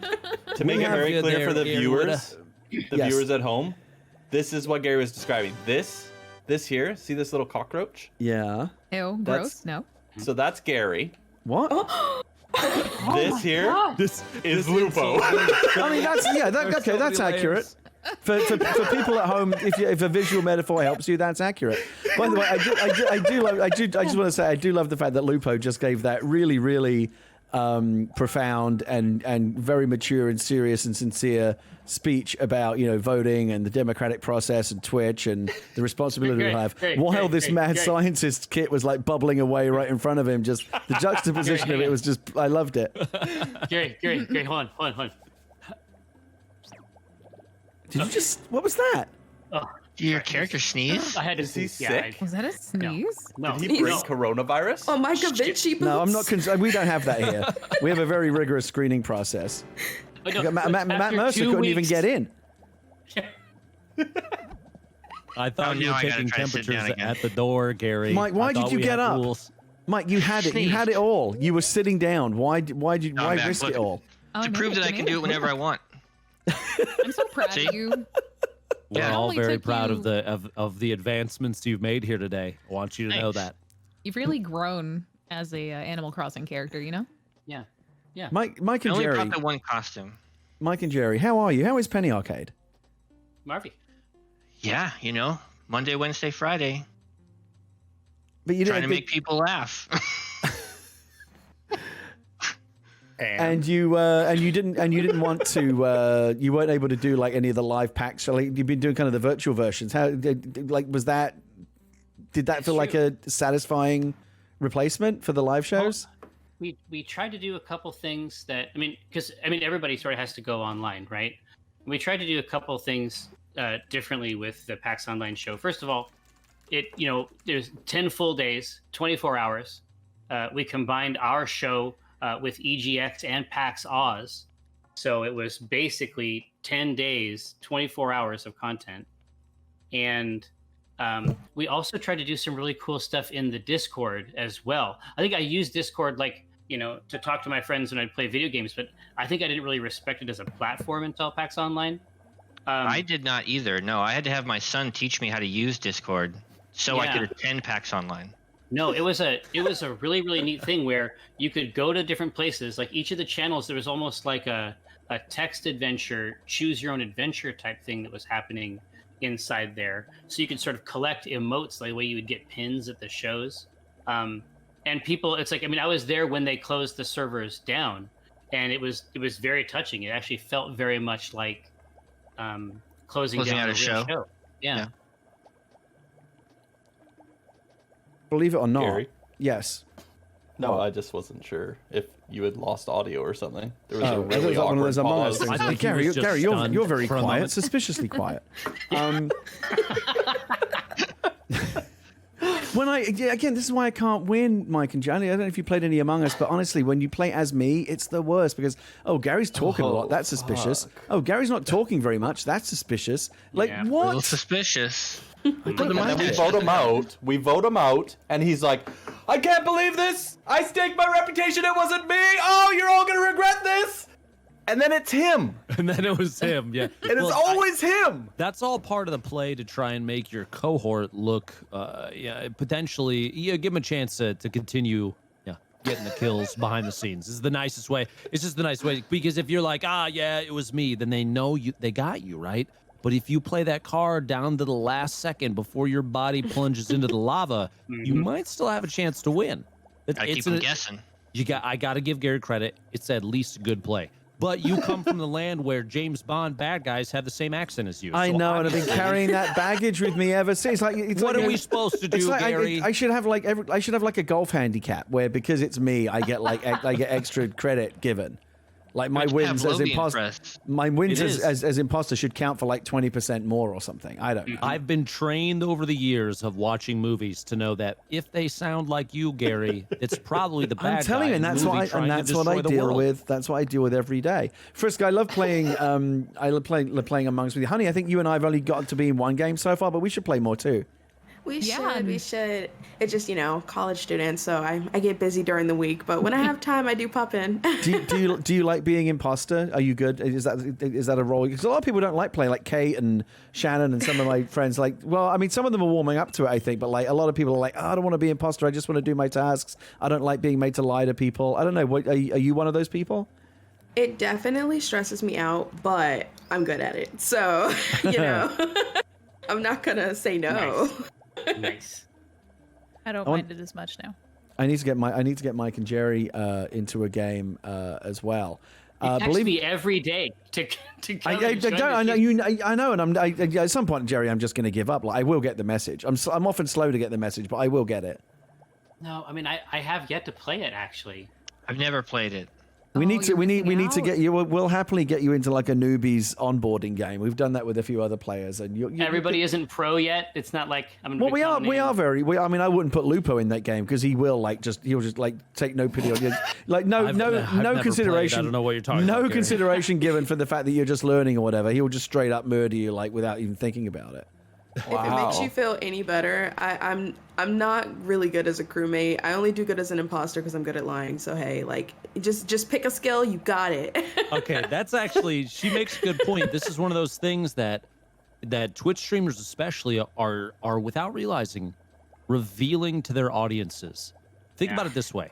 You're put into a game that is designed to get you to lie to those closest to you. And if you can successfully do it, and thousands of people watch you, suddenly some of them might start questioning your intent on stream. They're like, wait, whoa, hold on. How is he able to convince these people that he didn't kill someone in cold blood directly in front of them? What's really going on here? People got to be careful, man. It's a slippery slope. That's all I'm saying. That is kind of true though. But the thing about my lying is I actually don't like to lie. So I don't even lie to my parents. If they ask me something and I'm guilty, I'm just like, yeah, I did it. Even though I could lie, I'm like, no, I'm good. But all's fun and love and war, right? But those votes, like, I mean, the game, I mean, it has dynamics that we've sort of seen before in video games and tabletop, but those votes, the drama, and the performance. You learn a lot. I think that's the magic, I think, that makes it such a great show to watch on Twitch, right? Oh yeah. It's riveting television. There are few things that will capture me like a 3 players remaining, 1 imposter, 2v1, and when the imposter successfully manages to convince one of them to vote along with them to eliminate the last person and then win the game. Like they turn somebody against their compatriot, and you just watch the betrayal, and oh man, it's hard to turn away from those because you watch people's souls fall apart in that tiny moment, and you just have to savor that because not many games give you the chance to do that. I think what is most fascinating about it, I think what I've learned is, especially from playing with a regular group, is like a lot of the wins that you get in kind of figuring out who the imposter is less and less for me based on, well, you couldn't have been doing this task because, you know, I saw you over there or whatever, like the kind of the nuts and bolts of it, and increasingly about just like, oh, but when she lies, she always like says or whatever, and just figuring out more like people's rhythms and tells and things like that. You know, that's like such a big part of it. It's fascinating to me. Well, that's the meta game, right? It's like rock, paper, scissors. A single instance of rock, paper, scissors is pretty simple. But once you start getting out to the second, third, fourth, fifth game, then it becomes about psychology. Wait, there's psychology in rock, paper, scissors? Oh yeah, absolutely. 100%. Oh, I'm learning so much. You're gonna have to explain that to me. Well, I mean, once you've played a couple rounds with a person, you know, oh, this person starts off all the time with stone, or this person always follows paper with scissors, or this person is given to doubling, which is to say, if they win, they might play the same one again. Right. Yeah. But in terms of this person, like I'm not like, oh yeah, I'm a paper guy. I always opened with paper. I'm just like, I don't know what I'm going to do until I do it. No, there's percentages. Like if you actually want to play rock, paper, scissors, you can look and see like 70% of people, you know, like this start with rock, you know, and 60% of people will, you know. No, but that's it. So once you get into the meta game, once you've played Among Us, and you start to really get a sense of the psychology in there, that's a magical. That turns into magic fast, I think. Yeah, it's You're learning a lot about the world right now, aren't you, Gary? I'm learning. Yeah. I'm certainly learning to reevaluate rock, people paper, that scissors. Yeah. Well, that I mean, yeah. I was like, who knew that it was like so six dimensional? Oh man, it is. I'm gonna be awake at night at like 3 o'clock in the morning, staring at the ceiling, thinking about this now. But no, it's like I have a friend over at the Kind of Funny network that I work with called Kevin, and he's like the sweetest, nicest guy. But when you play Among Us with him, he's a monster. He's a bulldog. He's a pit bull. Yeah. Like just goes for your throat, and he's actually very smart at it. And is like a good inquisitor. But like when he gets like the bit between his teeth, he will absolutely turn the entire room against you. I've never seen anything like it. It really makes you question what people are like behind the scenes, huh? Right? Seriously, that game doesn't build character; it reveals it. These masks are paper thin, Gary. Exactly. I have to. I'm always conscious. I'm always conscious of losing sight of the fact that this is a Halloween show, even when we are on this very spooky set. And that's a very spooky woman with a bag over her head. Is getting back to some of the Halloween perennials here of our pop quiz. And also, it occurs to me that none of the guests, even though I told them all to do so, none of the guests on the show yet have told their Halloween joke.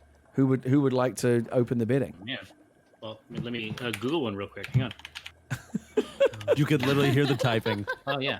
Oh yeah, it's all very legit. I mean, to be fair, some of the other guests, I literally sent a cheat sheet to, like, oh, here's a list of 35 hilarious side-splitting Halloween jokes. Yeah. Okay, go, Jerry. Go, Gary. I'm listening. What do you call wood when it's scared? I don't know. Petrified. Thank you. Okay, no, I was right there. I was like a half second behind you. God damn it. She's on the same page that you are. She Googled the same one. Can you believe how petty I am that I'm actually really aggrieved that I didn't get that in time? We can test this. No, okay, Gary. Okay. Where do the baby ghosts go during the day? Day scare. Day scare. Yeah. Yes. Ooh. I'm so pleased with myself. Yes. Go for it. Go, Mike. I'm listening. So I'm dressed as Mike Racecar. Oh yeah, your iRacing alter ego. Yeah, and my joke is, what do witches race on? Do witches broomsticks? Okay.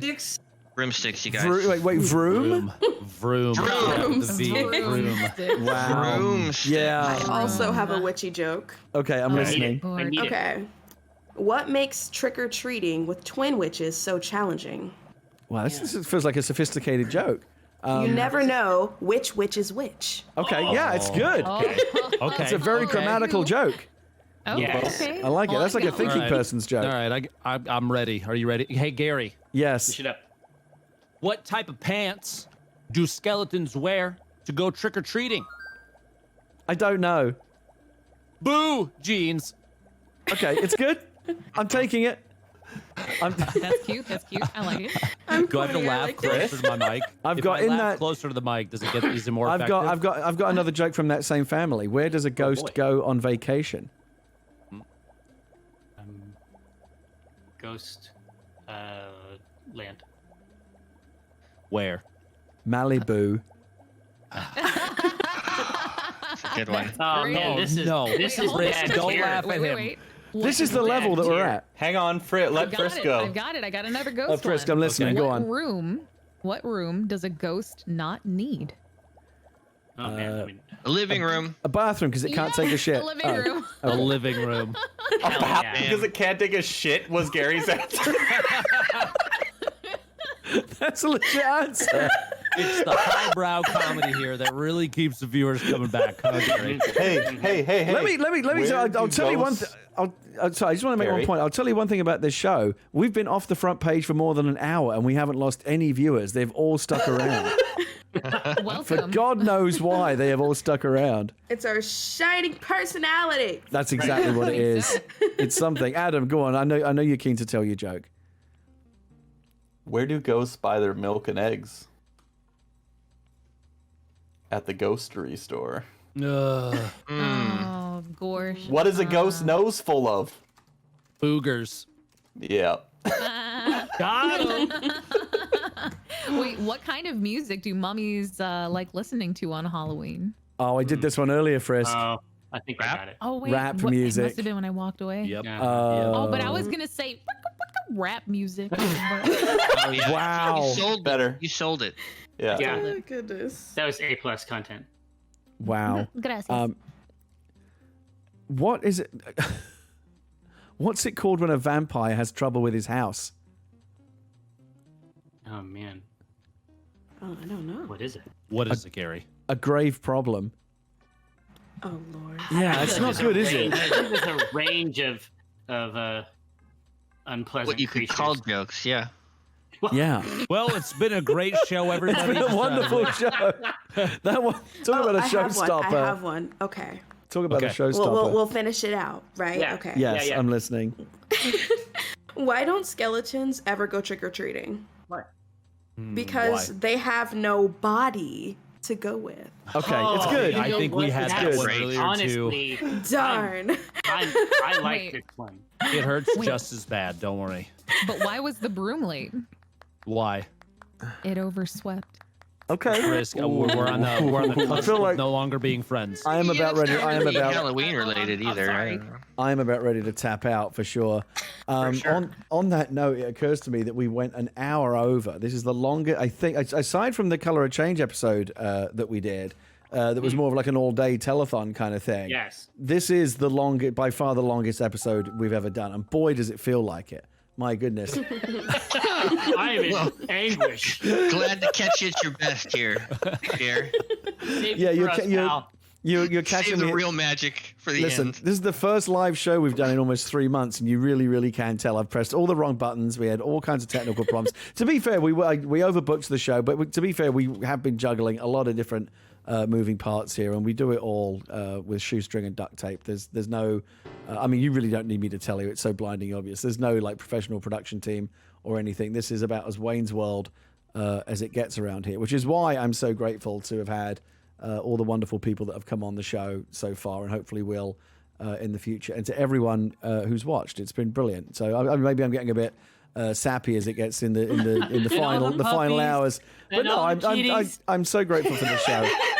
I'm so grateful for this show, and I am grateful to all of you. Thank you. Oh, We appreciate you too, Gary. Anytime. Gary, I've stumped you all with I've stumped you all with a moment of sincerity. You don't know what to do. let me with it. tell you, Gary. Definitely the imposter. You were the one. You and Leah came up with this, and like made it a big deal. And like you shared it with me, you shared it with Kate, and like I'm eternally grateful. You've like I shit you not, Gary, just doing this has literally changed something in my brain. And I'm for whatever reason entertaining people sometimes now. I didn't realize that the show. I didn't realize the show was going to get so serious. This is like You're making real Mike feels. very uncomfortable. I know Mike doesn't like this. I think he wants to leave. Gary, I have to say I had a terrible rash before we met. And, he still has the rash, but he just wants you to know he's distracted. I do still have it, but I do like you also. I gotta start winding this up. We do already, thanks to my wonderful stage manager, Kate Stark, who I can't thank enough. She's right here. She always does such a great job behind the scenes. Kate, I know you're in the chat now. I'm glad to be able to say to you, so you can hear it from me. You do so much invaluable work on the show, more so tonight than ever. I know that it was all a bit chaotic, but the only reason why it worked at all was you keeping all the trains running on time behind the scenes. Thank you so much. Yeah, Kate did an amazing job. I was listening to her work her butt off this, tonight. So. Yeah, and no one's paying her. Like, she's just doing this out of the goodness of her heart, and I really appreciate that. And Adam too, and Leah, of course, and everyone who's chipped in and made this thing what it is. Going forward, and also just quick thank yous to everyone who's here before I do the final bit. Dr. Lupo, at very short notice, I asked you if you'd be interested in co-hosting the show with me, and I couldn't be happier that you said yes. You've been a brilliant co-host, and I really enjoyed doing this with you. I mean, ever since the first opportunity to be on the show, I've had a ton of fun. I don't want to gas you up too much because I got to remind you that I will still kill you in Among Us. I know, I won't forget that. But this has been just another step in what is one of the most wonderful journeys of my life, and I appreciate the opportunity to be here and tell absolutely terrible jokes on your channel for hours. And boy did you do that. Thank you so much, Friskk. I'm so glad that we've become friends. It's been the best gift of this show is like meeting and becoming friends with all of these people without otherwise I never would have met. And I'm glad to count you among them. You're awesome. Oh, thank you, Gary. Honestly, same. Big same. And honey. I'm really glad this show led me to find your channel. You're super cool. What I know you said you're a college student. What are you up to? What are you studying? What do you want to do? What's your ambition in life? Well, I'm going to school for aerospace engineering with a focus on astronautical studies. So literal rocket science, not like airplanes, but like like rockets and drones and satellites and stuff. But I guess my ultimate goal would to be able to work at NASA, but we will take baby steps until we get there. That's amazing. I gotta say it. Every day you wake up and you're like, you know what? I'm gonna be smart today, and then you do a show with Gary and you meet someone smarter than you. That's phenomenal. And I'm really not that smart.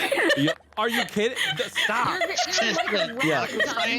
And the bar here is low. I Don't just want forget. to be a rocket scientist and work for NASA when not that. Okay, come on now.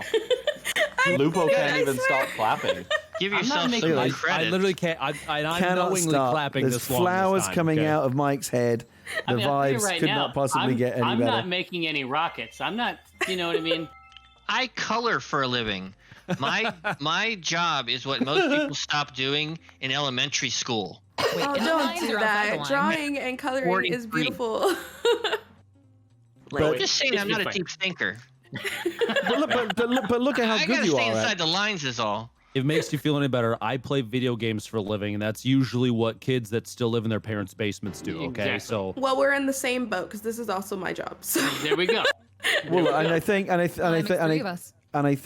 is a great example of just how lucky we are. We're also blessed to be doing the things that we love to do. Lupo, making a living playing video games. I get, to mess around with movies and video games, the two things that I loved most when I was a kid growing up. Friskk is a full-time streamer and having fun with her brilliant community.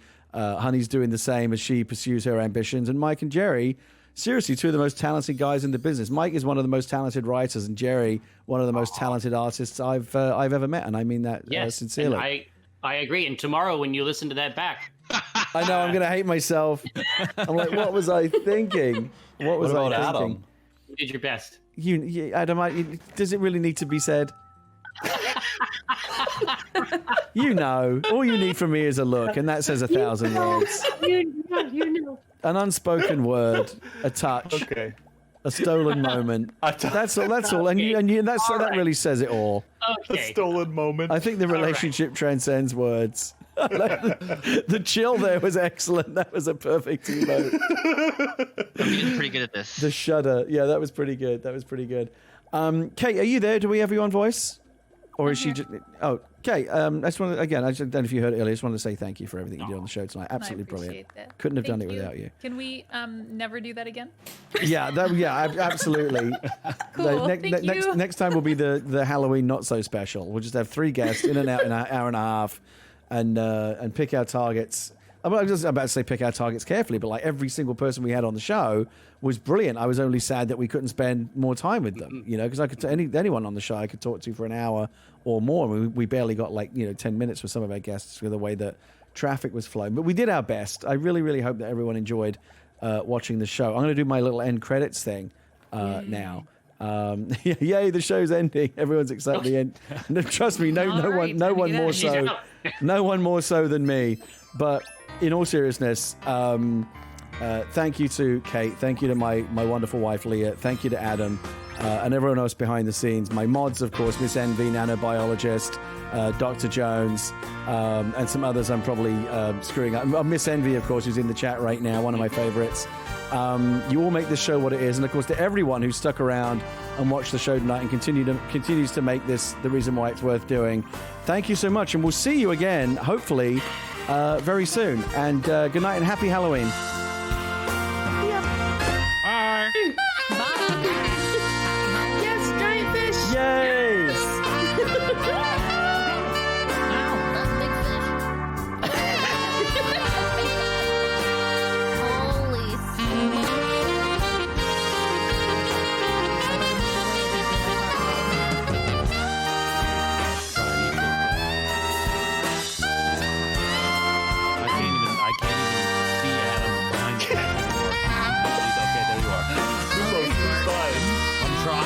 Too much fish. The fish, I feel like it's still there.